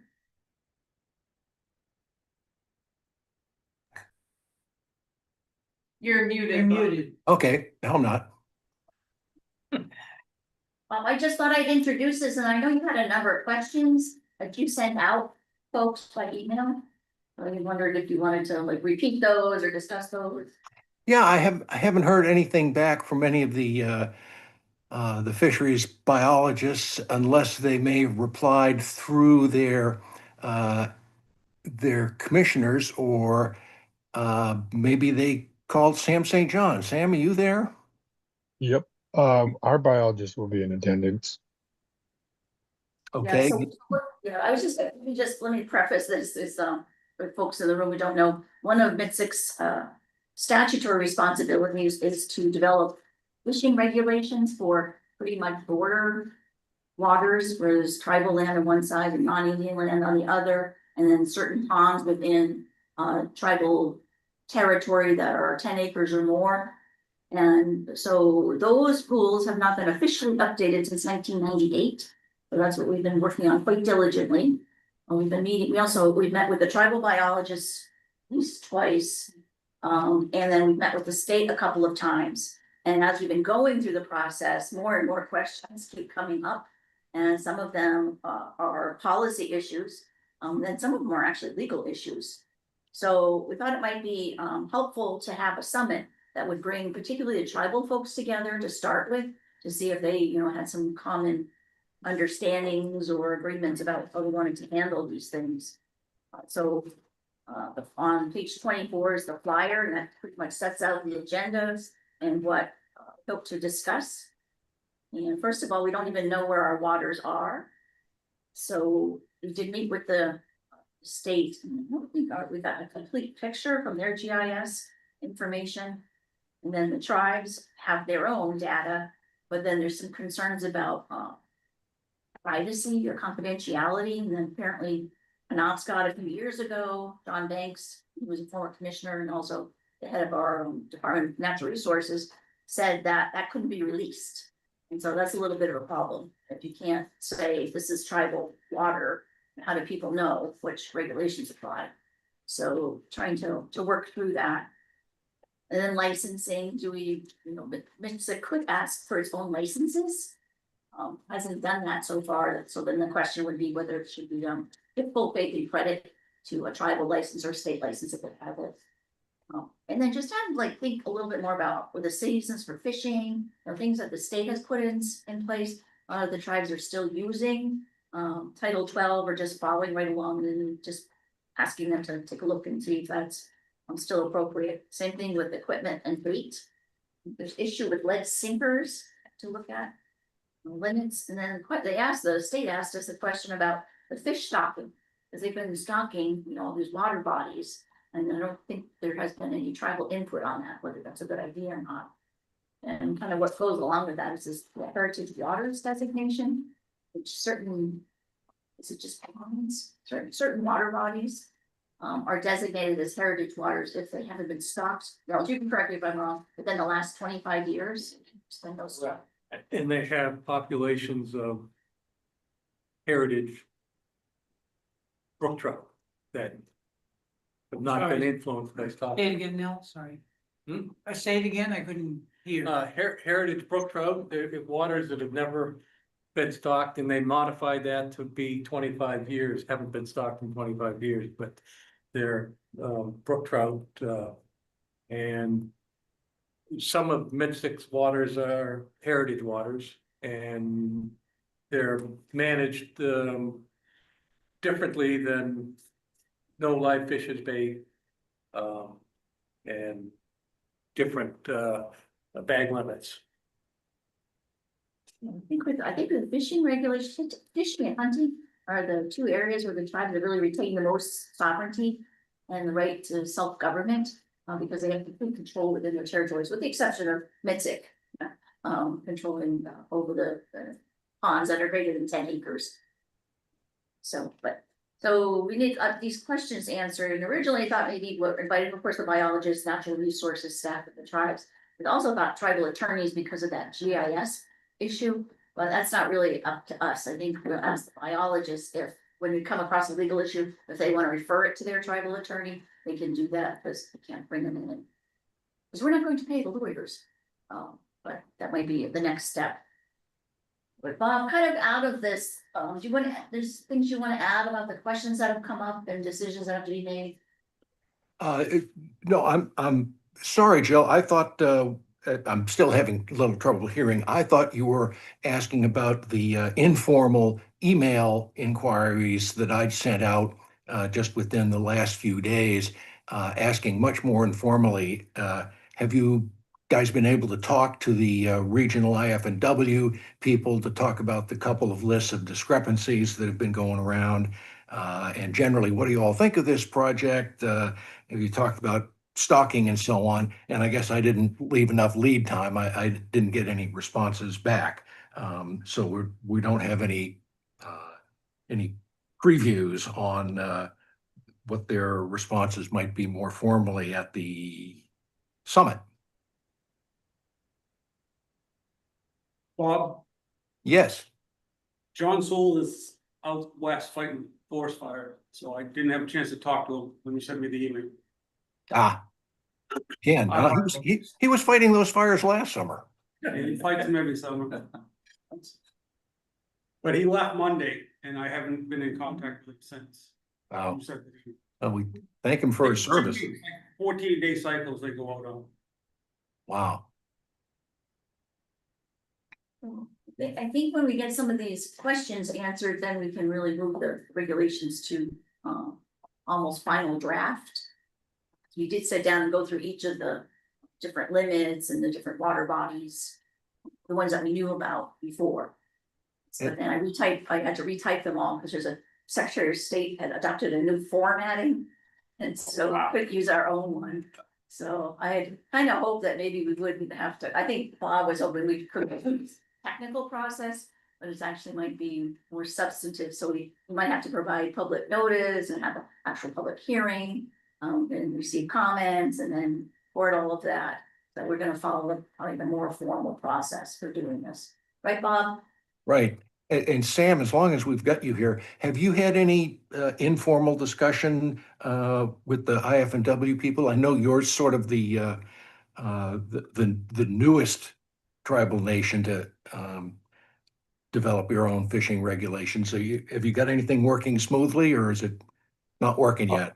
We've contacted our local IFNW person named Frank Frost, but he's over the years been very slow to respond to most of our stuff. So I haven't really heard from him in about maybe, I think the last time we up or our last like status meeting, I emailed some stuff to him and I haven't heard back. Okay, thanks. So I imagine the process will be is after the summit, if there's some consensus there, then we can draft the rules for the commission to review. Because those will be your rules, and before they go any further than that. So who's gonna be facilitating the summit, do you know? I think we are. Well, I haven't talked to Nels yet. oh, okay. Thank you. Well, because we have these various topics, because some folks have more information, and like Nels might be a good person to facilitate the stocking and the heritage waters piece. We haven't chatted about that yet. Okay. And then I know Bob keeps raising the issue of lead sinkers, so I'm hoping he'll address that piece. They're not using lead anymore. Right? We're not supposed to. Nils, what? They're not using lead anymore, correct? I'm saying. Well, there is a state regulation banning, and I can't remember the exact wording. A certain size and painted. Somewhere in here. That, Not all lead sinkers are banned, only those under a certain weight. And I guess the Right. intent there is to eliminate those that are small enough to be swallowed by birds and things. And then, yes, Nels, there's something about those lead jigs that are painted. yes, unlawful to use lead sinkers and lead jigs less than 2.5 inches long or weigh 1 ounce or less. And then it goes into painted, not painted. Yeah, I think those are all Title 12 regulations, which apply Right. statewide, every place outside reservation waters, but we just haven't incorporated them in our rule book.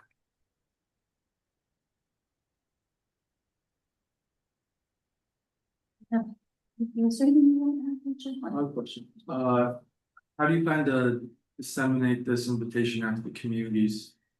For the summit? At the summit? I've already sent it to the tribal biologists who have attended previous meetings, and then I told them if there's anyone they feel should be at the meeting. Okay, let cool. me know. That's a good start. I would also recommend, at least for HBMI, we have a communications director. Okay, So he's just Joseph C, so JCYR at mouseeats.com. I think the idea though is that it's More of a working group, I think. yeah, it's not like a general public kind of, And the invitation is yeah, it's specifically for our natural resources people. exactly. It sounds loftier. For whom? Sorry. Specific for the natural resources. Yeah, department, but- so Ralph Dana is involved. Yep. Yep, and Chris, Johnson. Chris Soktoma, yeah. And then, yeah, Sam, formerly Johnson. Yeah, I would refer to Sam. It's what I mean. and I think I sent it to Sherry as well. Is that appropriate, Sam? Yeah, she definitely has like more knowledge on like this, on like what we've done in the past. So yeah, she's a grant writer, so she's always looking for ways to help. Okay, yeah, so let me know if there's anyone else from your natural resources department that should get that summit invitation. Or And what about NEMA?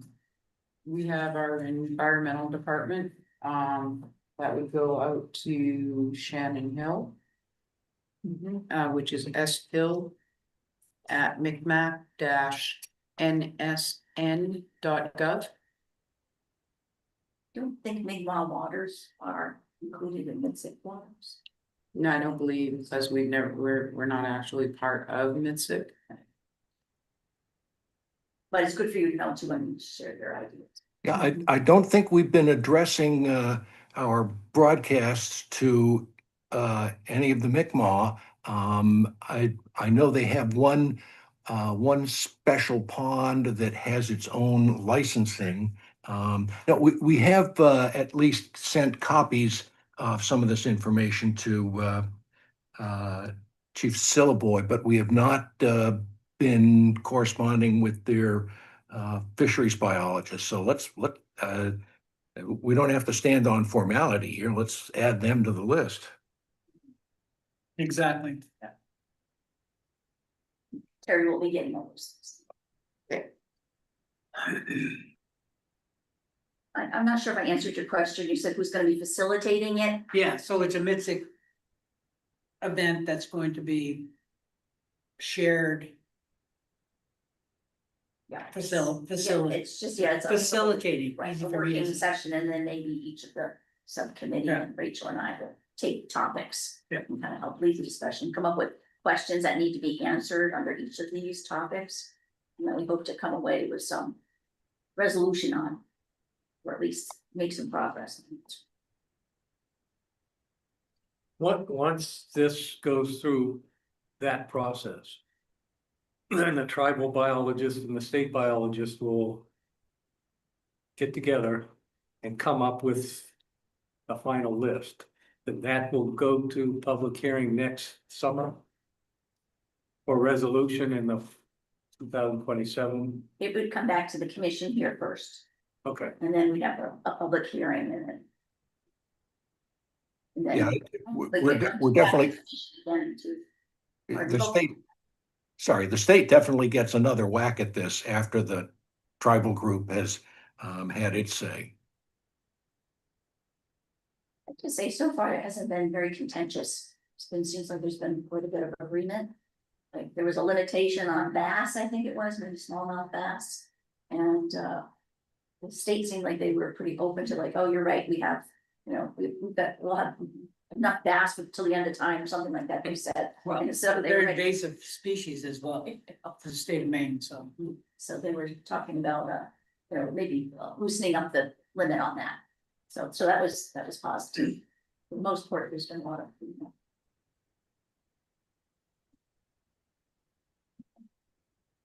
Sorry to all the bass fishers, but. I hear you. Now, is there anything you want to say? So this will be separate from the state book, or there'll be two different books, Yes, I think so. but the waters listed in both books will be the same. We'll probably have to talk about that, because a lot of those conversations happened with Joe Overlock. Yep. And so we know their book has to get corrected. I don't think I've seen the new one, Right. because it says tribal water and it's sort of MITSC water. Yeah, Water Nels, units. I think it would be possible for us and the state to publish one book, but we have not, nobody's agreed to that yet. As long as the individual water has the same regulation, if you're gonna have two books, both books have to be in concert. Ah, yes, that's problem one. We want to get. Because that's been the problem since '98, the last time we had some uniformity. So, That's what we've been, that's the lists that have been going around the last year, first with Joe Overlock and then with Jared Parker, is the inconsistencies between our rules and theirs. exactly. John had his hand up. Not a commissioner, but I am an avid angler. I would highly suggest that it's ranked sort of the overall Maine, because most anglers are not gonna know about the Maine Indian Claims Settlement Act. They're not gonna know about the Maine Indian Tribal State Commission. They're gonna have no idea that there are MITSC waters. And I think we want people in compliance. And for many years, they were included. but Jill, a private conversation you and I have had too, they were mischaracterized in the state. They were called Passamaquoddy and Penobscot waters, when some of those waters were actually MITSC waters. So we have to get that stuff cleaned up. As far, Nels, I don't think the coordination was as bad as you suggest, because we had John Boland, who was the top official in inland fisheries and wildlife on fisheries, and then we had Paul Jakes, who is deputy commissioner. So it was a really good communication about all these fishing rule changes. I think the one issue though is after 98, I also think 2000, there was an update of the fishing rules. MITSC didn't follow the Maine Administrative Procedure Act in adopting some later changes. So that's an issue I think Bob and Jill and all of you are trying to address. Yeah, we have not reconciled the two sets of rules since at least 2002. From my point of view, it would be great if we could get the state to publish the one set of books that would include MITSC regulations, so that we don't even have to, bear that expense. Or we might contribute to their expense, but we don't have to publish our own books. It's a fishing app too, that we'd like to get in on. So you can put in whatever the water body is, and supposedly it will bring up what the regulations are. So we would need MITSC to get integrated into that as well. Although I asked Fisherman last week, he's been out, and I said, well, how did you figure out what the regs were? He says, well, I went back to my car and pulled out my book. And so I was like, well, don't you have the app? He said, oh yes, but I forget that. So the books are super important still. Yeah. However, there are still people out there that this is a foreign object. They read a book. Right. And if they want to fish a particular pond, they look it up. And they aren't gonna go to another book, you want to make it as simple as possible, just so that you have full compliance. So, Right. Yeah, one source is one source, exactly. And as long as everybody's on the table, with that works best. Now, who would make that decision on the state side? At what level does that decision get made, the commissioner? What decision? The decision to include the MITSC regulations as well in that. Well, that would be Liz. And the commissioner. But I think right now, well, I'm not gonna take the time to look through, but I think they listed as in this book as MITSC. But And we're talking just IF&W, right? Not marine. Yeah, right, Okay. yeah. I think it says when it's MITSC waters, it says call our office, something like that. So I feel these calls. It's just called John Banks. I think it used to list John Diefenbacher Crawl's email until fairly recently.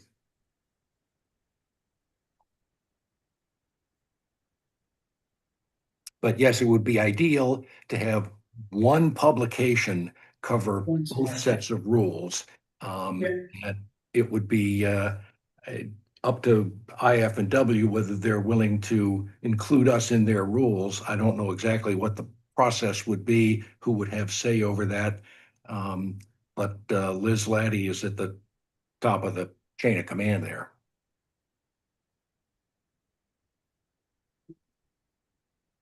I can't imagine why they wouldn't, they have in the past. I think the mix-up has come, there's been some confusion. Individual waters. And some haven't been updated over time. So I think it's just bringing that coordination back in play and going forward. John. Yeah, and Bert also has his hand up. I don't know if anyone else. Oh, can see sorry. that. Robert Polches. Listening to this, I'm wondering, okay, we have this summit coming up, right? And I'm wondering if a lot of that can be cleared up during that. I mean, there's a lot of good connections there. that can kind of make a difference, I would suggest that, whoever's going to be present to that might bring that idea up. Yes, but this will just be the tribal side, if I can use that expression, the tribal biologist. Then in order to agree on a common publication, we'd have to get the state to agree. And that would be a separate step. Oh, so that summit's just for the tribal? Yes. Okay, I understand now. Yeah, we've had a couple of meetings with IF&W's people, including one with their regional biologists, and one more recently with what I would call the senior staff. And we've had one joint meeting with the whole team of regional biologists and tribal biologists. Now we're sort of, I guess you'd call it a caucus, going back with just the tribal group to see if we can get them aligned on the issues that have come up, and then have to go back to the state to see if they'll agree with what we've got. So, still, yeah, if you can bring it to that summit, at least get everybody else in line on the native side. Yes, the proposition will have to be put to them, whether they agree that we could make one common book. I mean, part of the problem is it's not just that we want to have rules, but if we don't have these rules and they're not clear, they're not going to be enforced. People aren't going to refer to them, and and there's chaos. So one set of books is better than two. John has. Else you wouldn't know this history, but it wasn't just, it was a conscious decision by the state not to publish the MITSC fishing rules, and it had to go due to the dispute between the state of Maine and the Penobscot Nation about the Penobscot River. The Attorney General's office didn't like some language that MITSC had suggested in the rule book, and I thought in very bad form, in my judgment, that we're not going to publish this anymore. So it wasn't just some innocent decision. It was a conscious decision by the state of Maine to no longer cooperate with the Maine Indian Tribal State Commission. So I hope that can be reversed for these efforts that Bob's and you review. And just going back, and one of the first agenda items today was about getting all the state appointees seated on this body. There used to be a tradition, it's not in law or a bylaw, but always to have someone from inland fisheries of our, and Nels is now retired, but I think it's still very positive, the expertise and experience Nels can bring to these discussions, because very few of us like our fisheries biologists, right, to really bring that. But even before John Bolin and Paul Jakes, there was Fred Hurley. I imagine you, Fred. So Fred was a long-serving MITSC commissioner on the state side for probably 15 years or more. He worked at Inland Fisheries and Wildlife. He had a very high position, and I can't tell you, maybe third from the commissioner or something, but he was very useful too. So having this built-in institutional, but that could be also an easy. Jerry Reed and Governor Mills wouldn't have to go through some vetting process. I would imagine they have confidence in political appointees in Inland Fisheries and Wildlife. They could just name someone, and boom, there you get a third seat for a state person. Mm-hmm. This is a suggestion you might want to make. Yeah, If MITSC, like that idea. That's how Nels got this plum position.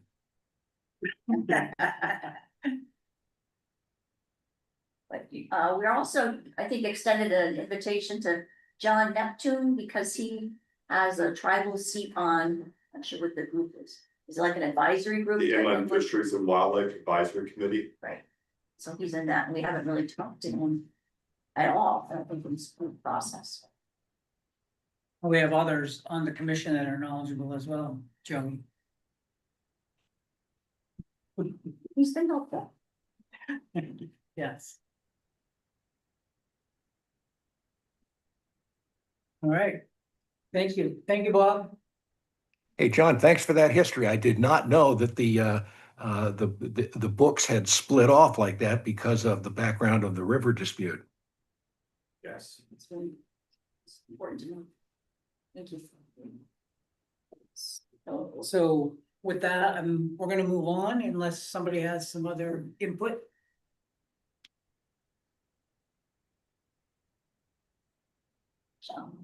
So. Number 8, I'm not launching plans for the audiobook of Sea Run. Sea Run is that beautiful publication, a study that was done back in 2022, talking about the impact of Maine policies on traditional tribal fisheries, and then making some recommendations how maybe those fisheries could be restored. And so when I first started at the commission, it was like drinking from a fire hose. I don't have a clue all that the commission had on its plate. And so I remember vacuuming and trying to listen to Sea Run through Adobe.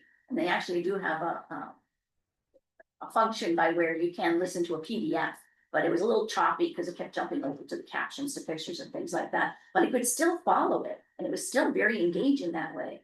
And I thought this would be so cool if it could be an audiobook. And then throughout the book, there are quotes from different tribal members, about their personal reflections on what it was like to fish when they were kids, and how they felt about things. And so I said, well, it also would be kind of cool to have the different Wabanaki voices in there. So we did get a grant from, say, the Sewell Foundation. And so the audiobook has been in production. We have 4 Wabanaki narrators. Dale Lola from Knobscott, Dawn Neptune Adams, right? Yeah, she's also Wayne Toma. Toma Passamaquoddy, and Sue Desiderio from Fulton Bed Analyses. So those are the folks, and they did just a beautiful job. They put in a lot of time on it. So we are in the final stages of finishing that up. Rachel and I did listen to the book, and ended up being 16 hours. Yeah, 16 hours down. So we listened to make sure everything was correct.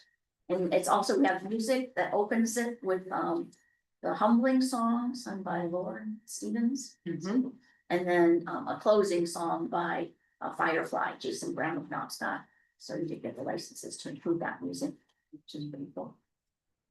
So maybe we'll play a little clip of it for you. Yeah. And then I'm gonna ask John to talk a little bit about how do we get the word out that this audiobook is available. It's also, there was never really there was a plan to formally launch Sea Run. And there's, they talked to different Common Ground Fair and so on and so forth, but hasn't had the spread that we would like it to have, because we want to influence changes in policy. So John is coming on board to help us do that. So I think at this point, for me to play this, you'll silence your computer and then I'll unsilence mine.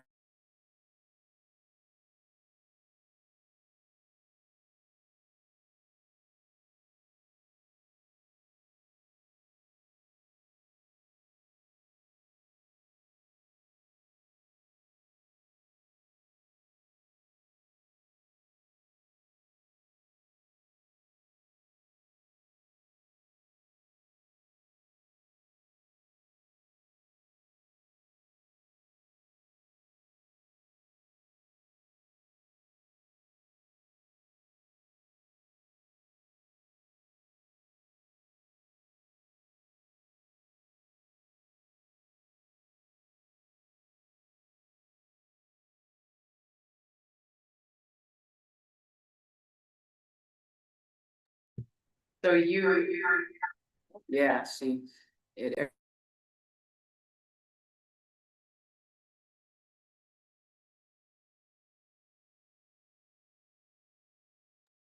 Try again.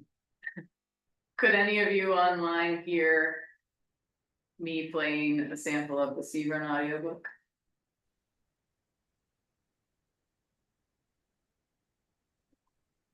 Nope. Emma, no. Okay. Oh, well. Yeah, I guess we thought we had figured out a way to play it. It's complicated. Because it's on my computer, it's too big a file to send to their computer without hours of downloading. So I guess we're failing to, but My You'll apologies. just have to take our word for it that it's sounding Sounds really good and we're excited for it to be available to the general public. And we appreciate their time, because they had to practice and certain words and that they had to learn, so they put in a lot more time than they got compensated. So, John, would you like to come to the table? I'd be happy to do that. You want me here, Joe? It's up to chair who we there. Okay, John sits there. Oh, yeah, please. Step up. So I was aware of the C1 report because I was Wabanaki Alliance Executive Director, and some of you who know me or just even overhearing some discussions, I'm a passionate fisherman. You know, I ice fish, I fly fish, I spin fish. When I was a kid, summertime, I was probably fishing 5 days a week. And some of my early public policy work going back to the 1980s in New York State is working on contaminants issues. So I identify with this work a whole lot. And at MITSC, we were dealing with these issues, especially the debate about sustenance versus subsistence. Why are they different? Why would we care about which one we're talking about? So Jill approached me about helping get the word out about SERA. And I made some suggestions about some things that needed to be done. One was really identifying who is the target audience and prioritizing those target audiences. And one, we had a convergence, both a group that Jill met with, which I think included Rachel and Rafi and Teresa, I believe Tony Sutton. It was about the grant, but also it inevitably got a lot into the audio book, and it provided some rich material for me to read as a consultant helping the commission. So I think we're all in agreement that policymakers, but I came back to Jill and say, which policymakers? Because there's a lot of policymakers. There's policymakers for the state of Maine, there's policymakers in Wabanaki nations. And part of that begs a question in my mind, and I like something you said, Jill, like a lot of things you said, but in bringing me to this part of the agenda, and also potentially influencing this. And though I think general education is important, I would imagine all of you really want to see a change and cleaning up this dispute, differences, or just misunderstandings about sustenance fishing, and making section 6207 of the Implementing Act that deals with sustenance fishing something that really guarantees, rights and uses that were intended, especially perhaps from a Wabanaki perspective. But nothing's going to happen into the Maine Implementing Act unless both the state of Maine and Wabanaki nations agree. And so partly it would also be helpful, is MITSC after, are you seeking changes to 6207? Some of that line, or how will sustenance fishing change? A broader general understanding in the Maine population and among policymakers, that's good. But what will ultimately be the end about this? For instance, on tribal sovereignty, we had the task force in 2019, 2020. So when you talk about tribal sovereignty in the state of Maine, it's like you have the task force recommendations, you have those 22 recommendations to refer to. People know exactly what we're talking about. I guess partly, is there a desire by the Maine Indian Tribal State Commission to, develop some specific policy recommendations, and even go so far, we want to change the Implementing Act, or are we looking to put this in Maine law? Are we looking to put this in tribal law? So those things would be important to clarify. And then also, just when do you release this? Work is still being done. One thing is you got to make sure that audiobook can be easily downloaded, as we had that experience just a few minutes ago here. So my understanding is Rafi is working on that. But we want to make sure before you do a big kickoff event that people can download the thing with no problems. And you want to make sure you have the bandwidth. I can remember one year at the Wabanaki Alliance, we did an Indigenous Peoples Day program, and so many people were live streaming it, we crashed the server of the internet host provider. So I think MITSC would love to have that problem, but we just want to make sure we don't run into issues like that.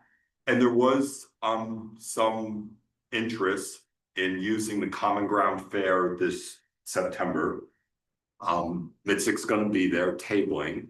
And my reaction to that, yes, there'll be, depending on the weather, 40 to 60,000 people at the fair. It is great that MITSC is tabling at the Common Ground Fair. I think it's an excellent audience. They're going to be really receptive. I advise against, though, releasing the report in terms of the media. That's MOFGA's event. And I think main media is really going to be focused on covering the Common Ground Fair. I think you want to get away from that. And, you know, an idea I had, and partly why I wanted to come here, MITSC spent money having me come here today, is, you know, to get reaction, especially from the Wabanaki commissioners on MITSC. What about Indigenous Peoples Day? You know, the Wabanaki Alliance has done big programs on Indigenous Peoples Day for a number of years, but that is a built-in event, thanks to the work of people in this room and many others. We've heightened media interest. We collectively, many people, and I've certainly had a role in that too. I think the media will be looking for something to cover on Indigenous Peoples Day 2025. And I suggested to Jill, let's check in with the Wabanaki Alliance. Let's check in with Wabanaki Reach. Let's check in with Wabanaki Public Health and Wellness. If there are other, those are really the three big ones. I know there's many other fine, excellent, important Wabanaki organizations, but I don't tend to see them doing the public policy work as some of those others. But if they should be consulted as well, let's make sure it's done. But the field's kind of cleared. I think we have made for almost guaranteed media coverage if this got released on or right around Indigenous Peoples Day. Because I think actually at the Wabanaki Alliance, I bet Mullion will be getting inquiries. Oh, what's going to happen on Indigenous Peoples Day? You know, we're looking for something to cover. Because I certainly received lots of those inquiries. So if I see some nods at the table, but you know, we should make sure all that consultation is done. Having struck was a priority for me when I was ED at Wabanaki Alliance, to have good relations with fellow Wabanaki organizations.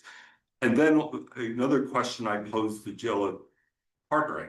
And, you know, obvious one to me are the Wabanaki Nations, the state of Maine. Do they want a role in this? In part, though, I think having the big kickoff event, you know, that resembles, you know, a traditional kind of news conference where we can invite in TV cameras, we invite in the print press.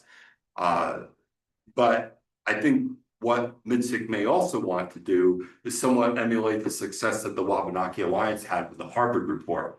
Because the Harvard report, we did a release in December of that year, but then we had this fantastic, almost 6 months, continual events and reference, and it was like at the top, if something was going to be referenced about Wabanaki state of it, it would be the Harvard report.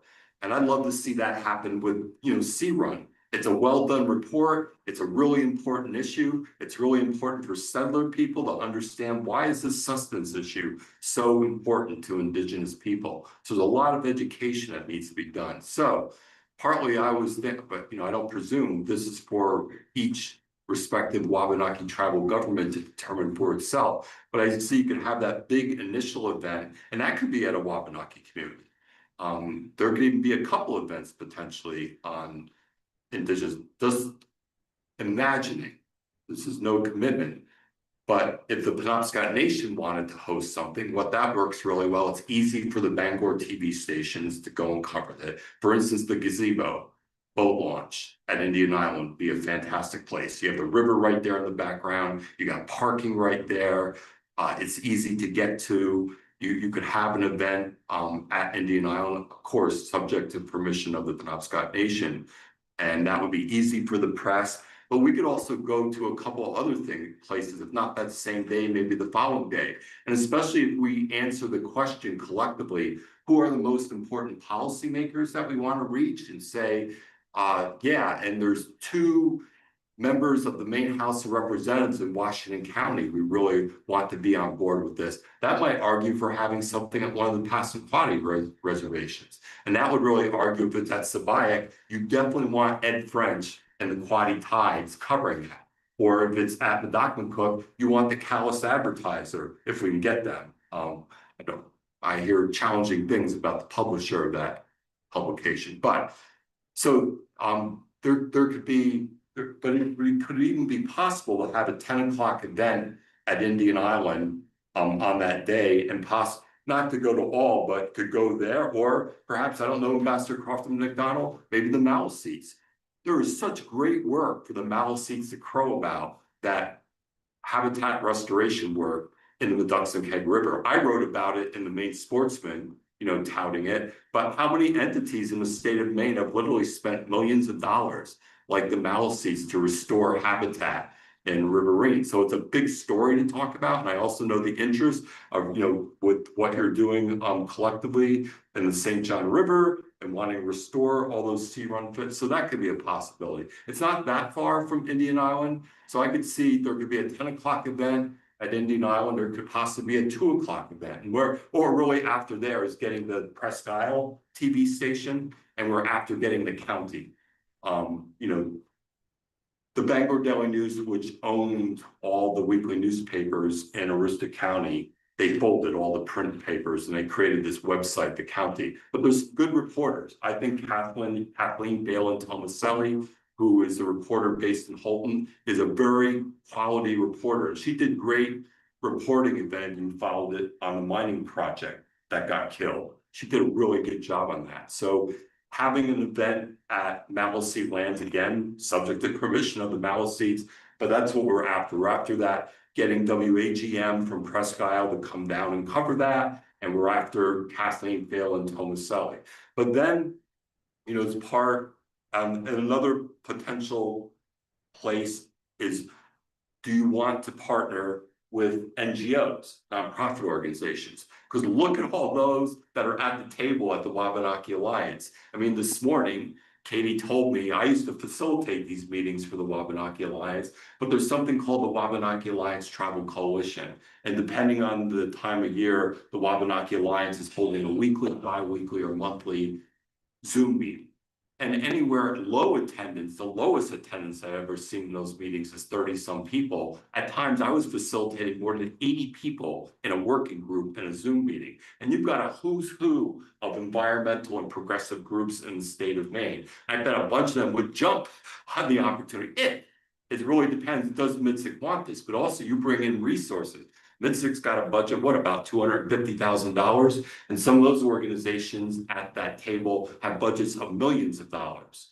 And they've been very generous in making staff time available to the Wabanaki Alliance. So, that's another potential of doing events down the road. And just today I shared, and maybe Nels noticed it just because I know his background, new president, CEO for Atlantic Salmon Federation. Well, they're certainly interested in sea run fish, so there's just all kinds of opportunities to partner with Atlantic Salmon Federation, Trout Unlimited, Maine Rivers, Down East Salmon Federation, and others. So I think partly you have the big kickoff event.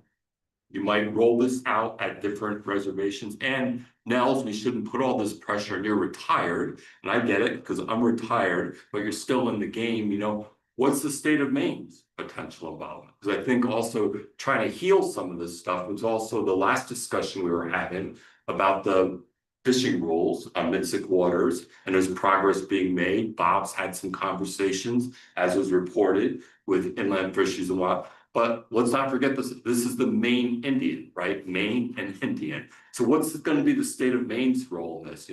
Is it worth approaching Judy Camuso or someone high up in fisheries that, having them? What we don't want is to have this fantastic event and then the Bangor Daily News or Maine Morning Star ask the state of, well, we're not so sure about that. Or, we don't want that. We'd really like everyone to be in unison. Obviously, different people are going to have different perspectives, but we don't want a major government in the Maine Indian Tribal State Commission saying something, or even especially not casting aspersions on the report. We don't want that out publicly.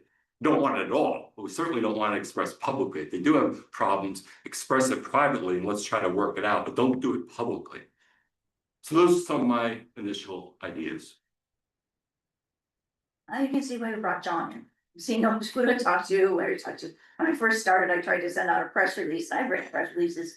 Nobody picked it up except for one like Indian News Today. And Indian then Country Today. What's that? Indian Country Today. It's actually smaller than that.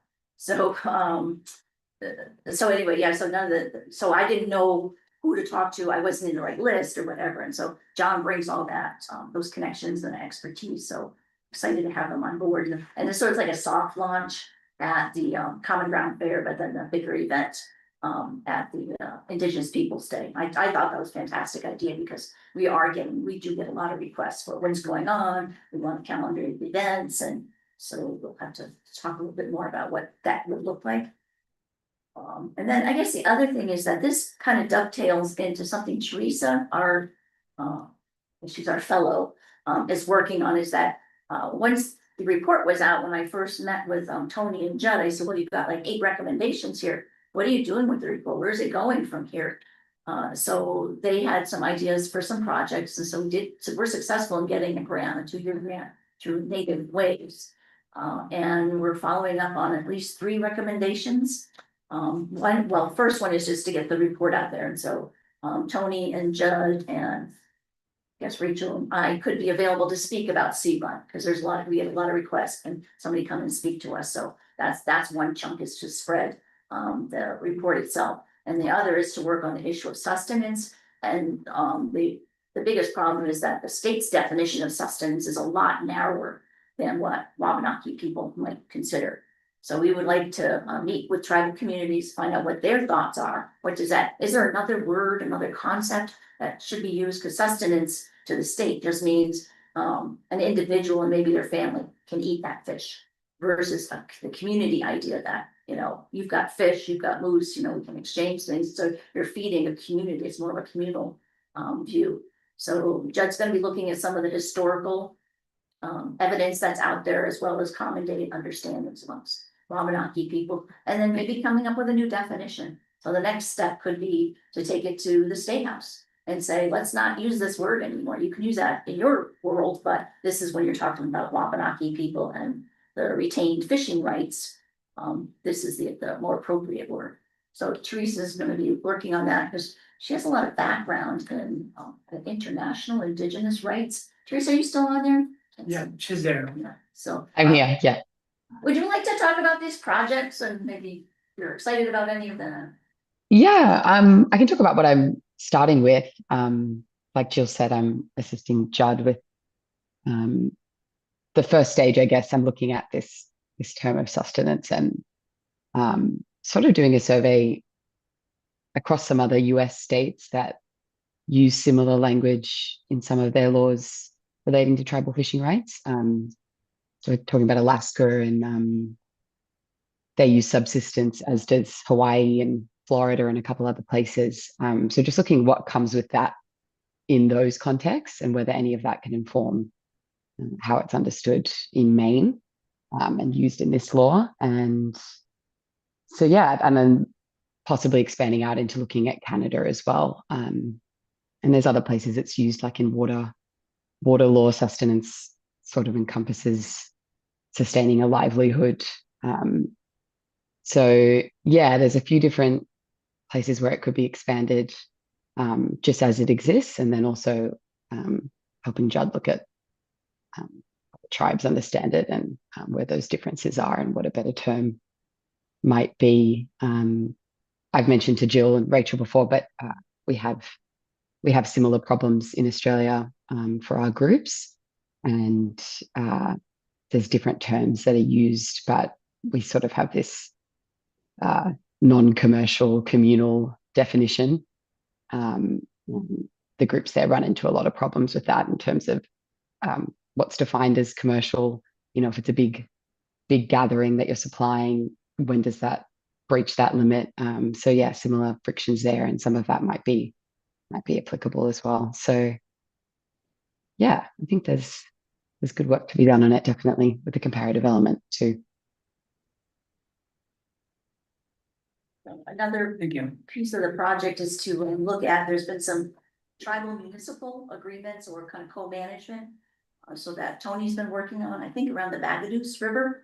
And so I think Teresa will be sort of shadowing that and seeing if we can create a model that can be utilized for other water bodies, so that we have a tribal municipal partnership along those lines. Apparently there's some history with the clamming flats, which I'm not sure that's more of a DMR area, but we did do the saltwater fisheries study. And so MITSC has looked at those kinds of issues as well, because it's sea run fish, so it's sort of like the jurisdiction can't really stop freshwater. But so anyway, she'll be working on that as well. And she's coming for a visit, coming on site, so she should be here around your Passamaquoddy Community Days. And I think did she commit to the paddle? I'm open to it. I figured, great, yeah, so she's in here, into the ancestors paddle, so I figured where we're in. Bert has his hand up, by the way. Robert. Polches. Yeah, I was hoping to not get too far from what I was wanting to add on to JDK there. You know, an idea, an expansion of ideas is you know, I know I like the idea, you know, Indigenous Peoples Day or you know, but also we have November, which is Native American Heritage Month. That's something also that we can look at, and at that point, because you know, I know we'd be kind of limited on one day, you know, for Indigenous Peoples Day, and I think personally, I do think that it, you know, if we can work it out, Indian Island, you know, Penobscot Nation would be probably the best spot initially, but then we can expand that maybe to the other communities during Native American Heritage Month, which of course the only problem I see with that is right in the middle of hunting season. So, but anyway, that's an idea, you know, because it would kind of coincide, and there we can go, you know, you know, either a weekend on, you know, on one community and then shift it to another. I would like to see it happening, you know, at each community, you know, whether you know, Indian Island, Zibaye, Wadakmiguk, Mi'kmaq territory, and Woolstic, you know, territory as well. Anyway, that was just my 2 cents. Leon, Robert.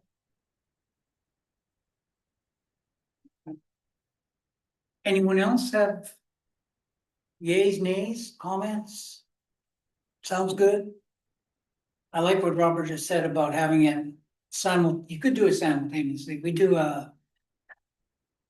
one of the groups I work with, we do a simultaneous smudge at all 5 reservations. Oh, that's 4 interesting, a times smudge simultaneously. Pardon? That's interesting, smudge simultaneously. Yeah. Yep. So, anyway. So we still Sounds have, like a great idea. I'm looking at, I think it sounds like a great idea. Okay, great. That sounds great. does that, Yes. yeah, Absolutely. all right. Anyone else online have comments? So, great idea, John. Thanks. So I think the first thing is we want to secure that date. So both, you know, checking in with some of those other Wabanaki organizations and you know, checking in with the Wabanaki nations themselves about potential, you know, hosting that. Some of the early things we've got to do. do you want to try the clip again? Oh, sure, I did, it occurred to me that I needed to unmute my Zoom as well as my computer, so if you wanna try that. Oh, I thought you unmuted your Zoom. Yeah, I only unmuted my computer. so Okay, if we echo, we apologize, everyone. And try.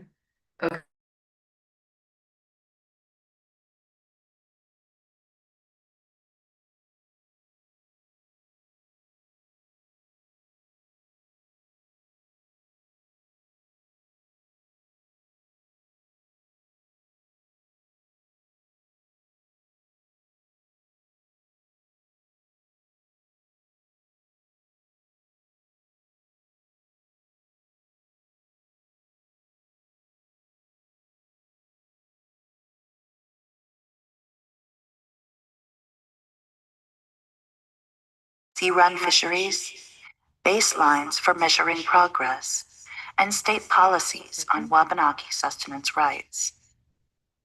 Although sustenance is the operative word in the MIA, there is no direct equivalent in the Wabanaki languages. Okay. Naki people understand their retained right. Okay, we'll call that good. We'll send you all. Is that, Rachel, is that on the website? Not yet. Not yet. And Hold on. this is gonna be located on places like Spotify, so you can listen to it there, maybe it'll be through Audible. I don't know about on our website, maybe on our website. We also may have USB drives that might have it on there, so you can listen to that. But yeah, we're gonna try to hit the major, you know, like Apple Podcasts, Spotify, Audible, possible. Ordinarily listen to podcasts.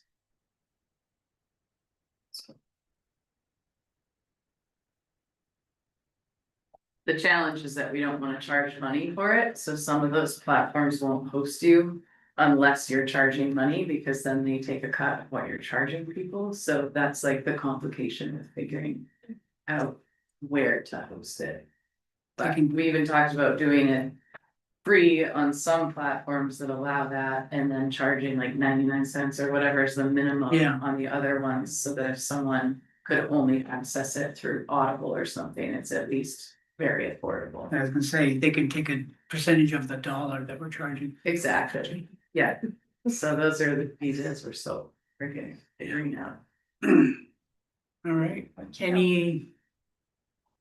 So when's it gonna be on the website?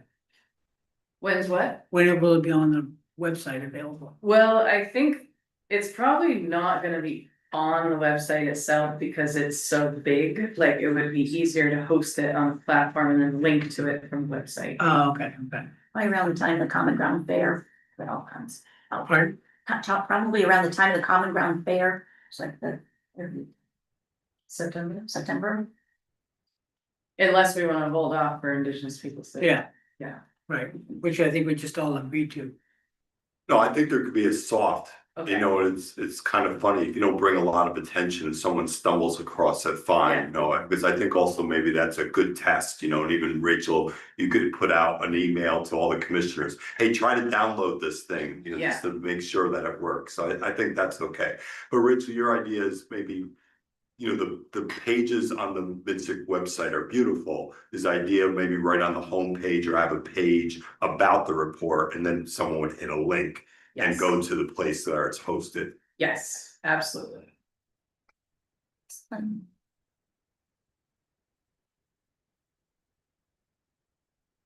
Okay? Yeah. Good, all right, thank you. And then setting future meeting dates.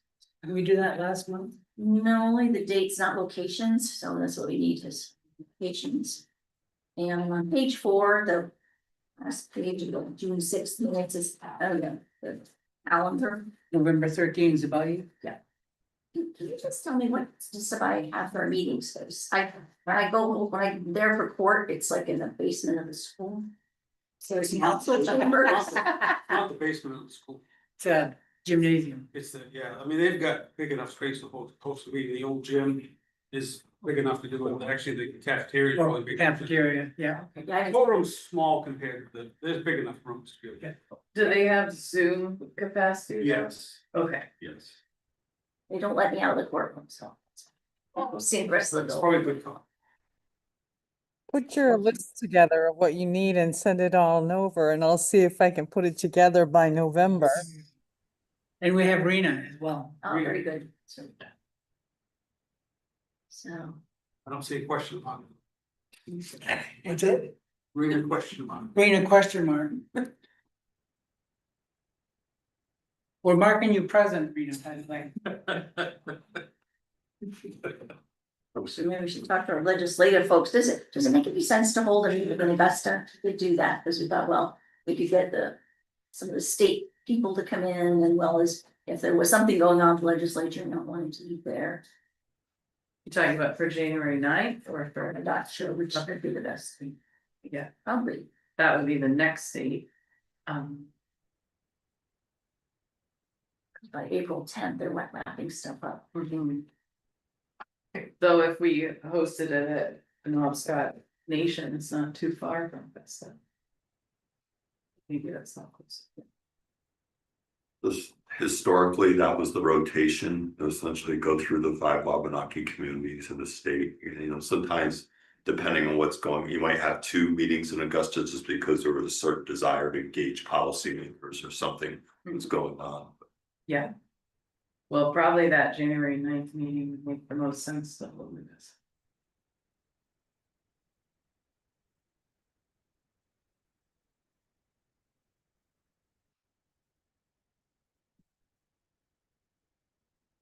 I'm also wondering if we're gonna need to change the July 10th date, because doesn't that conflict with the? I looked that up. Oh, okay, but. Is it the Happy Document Museum Festival? Document Festival. Yeah.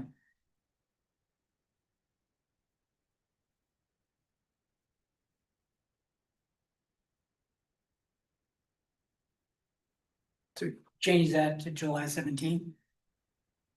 Yeah, and that would be, yeah, that's why we're meeting today. Yeah.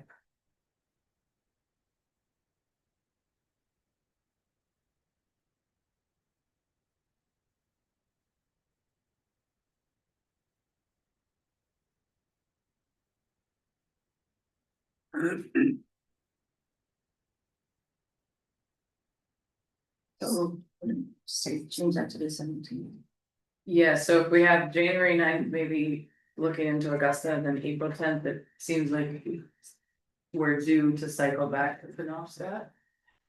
So would that be a good next location? And then. I think. Next would be. In Utah. Township. Yep.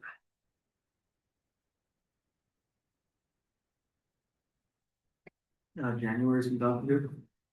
July, I think, so January we have Augusta, April, January 9th, Augusta, April 10th, Penobscot Nation. July 17th. Township, and then October 9th, maybe back to HBMI. How does that sound to everyone? Sounds good. That's fine. And that was with November being at Savite.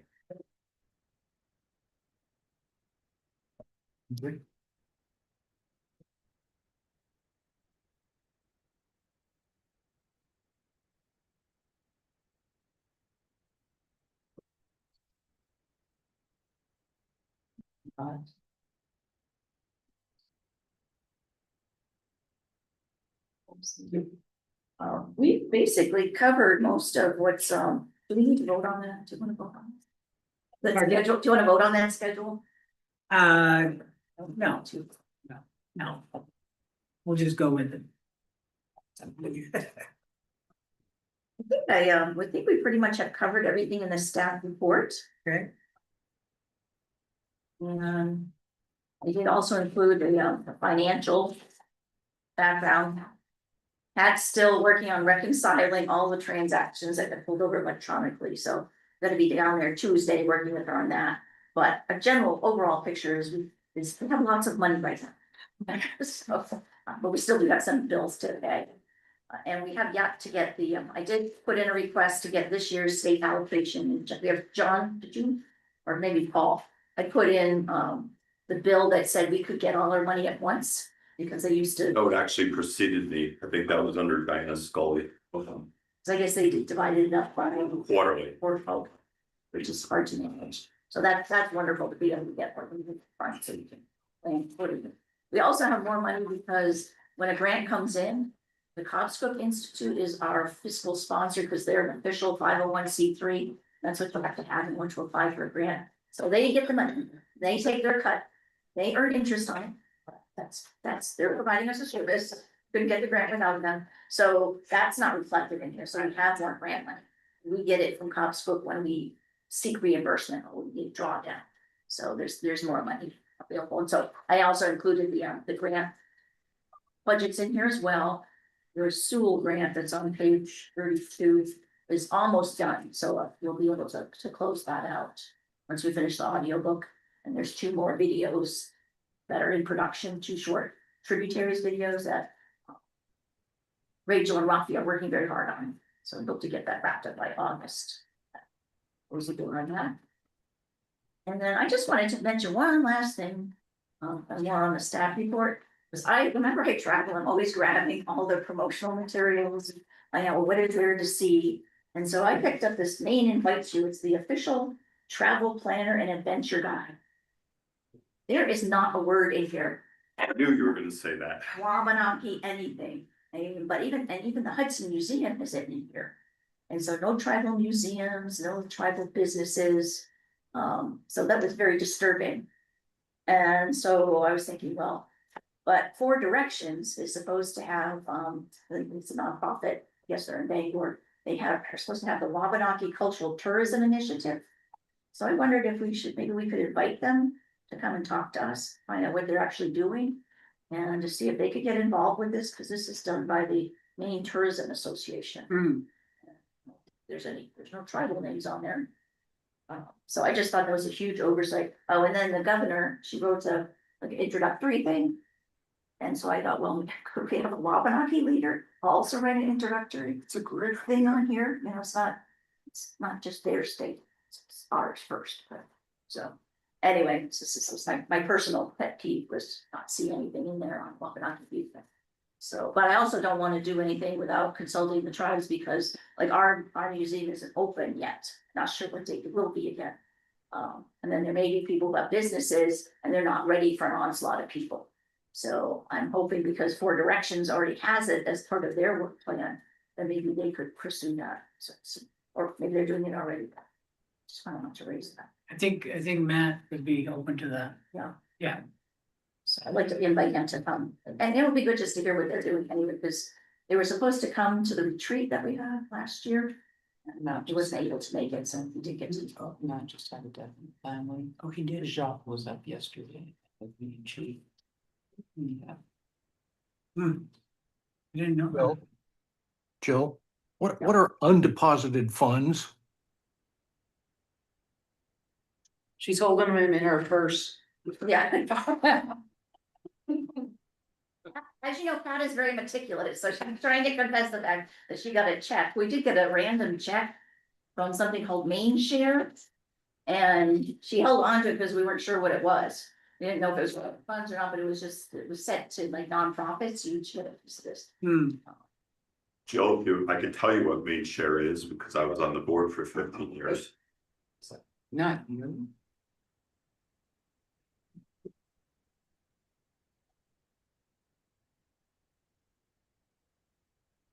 I don't know, this doesn't match up right. There is not money that's not deposited with the exception of that check as far as I know.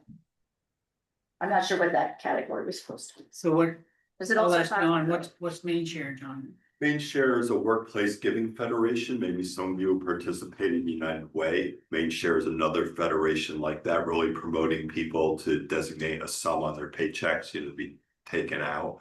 And it features 40-some nonprofit organizations, but also donors can designate an organization. So what I'm suspecting, Jill, is someone must have specifically designated the Maine Indian Tribal State Commission and they passed the money on. Man, I don't know this definitively, but that's what I'm guessing. Oh, and I think undeposited funds, Bob, are the grant funds that Cobb's Cook's holding. Got it. That's why we don't have the action yet. Makes sense. Thanks, John. Yes, appreciate that. Have to find out who the benefactor is.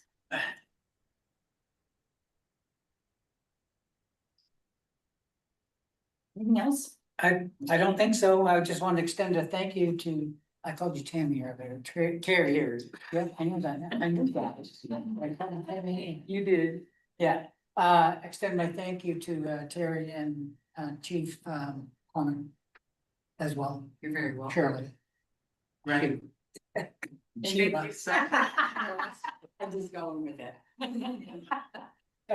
So I know both of their names, but I got them both wrong. That's okay, I can take it. Yes, thank you both very much and to the tribe and stuff. Yeah, thank you. Thanks for feeding all of that. You. Oh, I also have a question. I mean, we have chief here. I was wondering if we might be able to, I know there's has an ongoing question about legal loss participation in MITSC. Yes, I was asked that earlier. Yeah. And like I said, I'm just in here feeling it out, seeing what it's about, and I will get with tribal council, vice chief and tribal council. And see what they want to do. Yeah. We can give you any information or anything. Okay. And I think you've had a designated observer for forever, right? Yeah. Oh, for a long, long time. The past VC would go Richard Sillavoy. Mhm. But yeah, we will get back to that. Thank you. Motion to adjourn. Yes. Anyone? Motion? Z? Second by Bert. What I heard? We're adjourned. Yeah. Everyone? Thanks, everybody. Leave it. Thank you. Upchurch? Just gonna. No. What